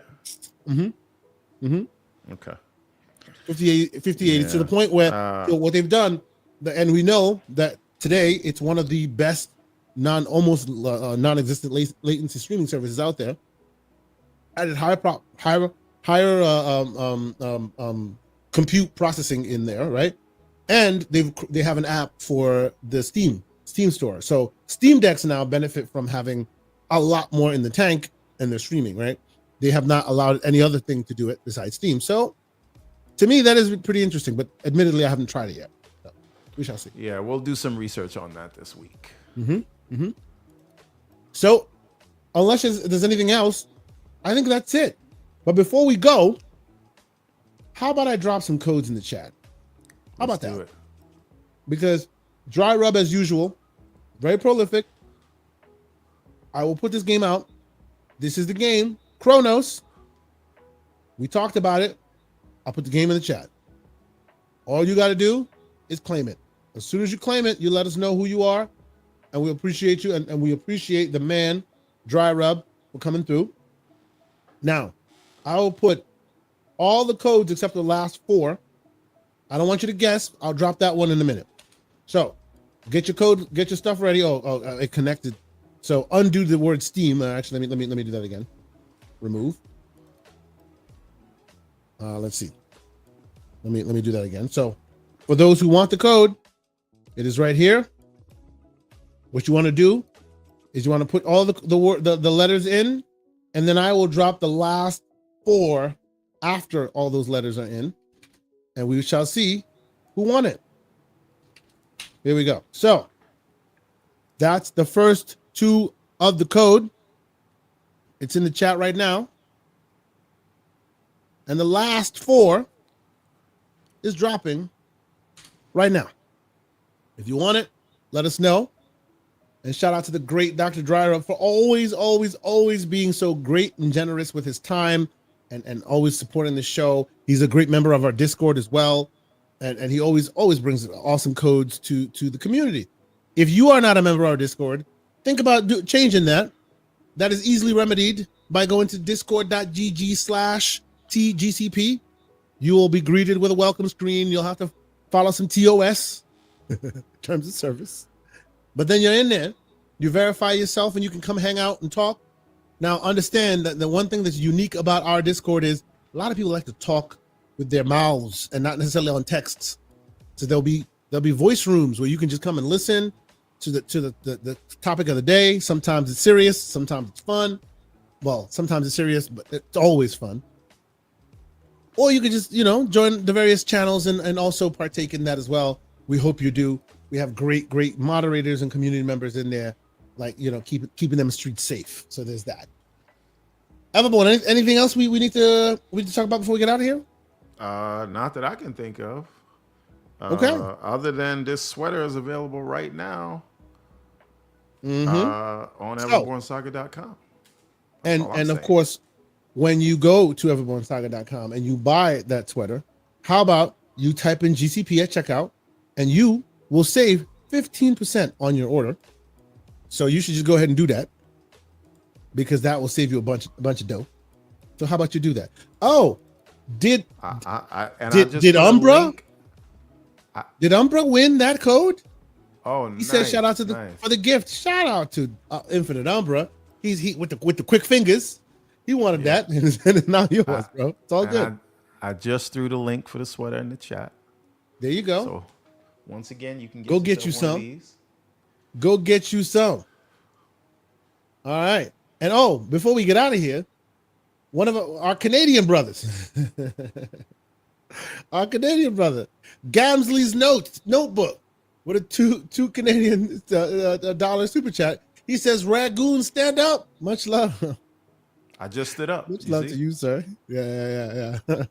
We got 1 month, people. Can you believe it? 30 days, and we'll have here we go. Xbox Ally.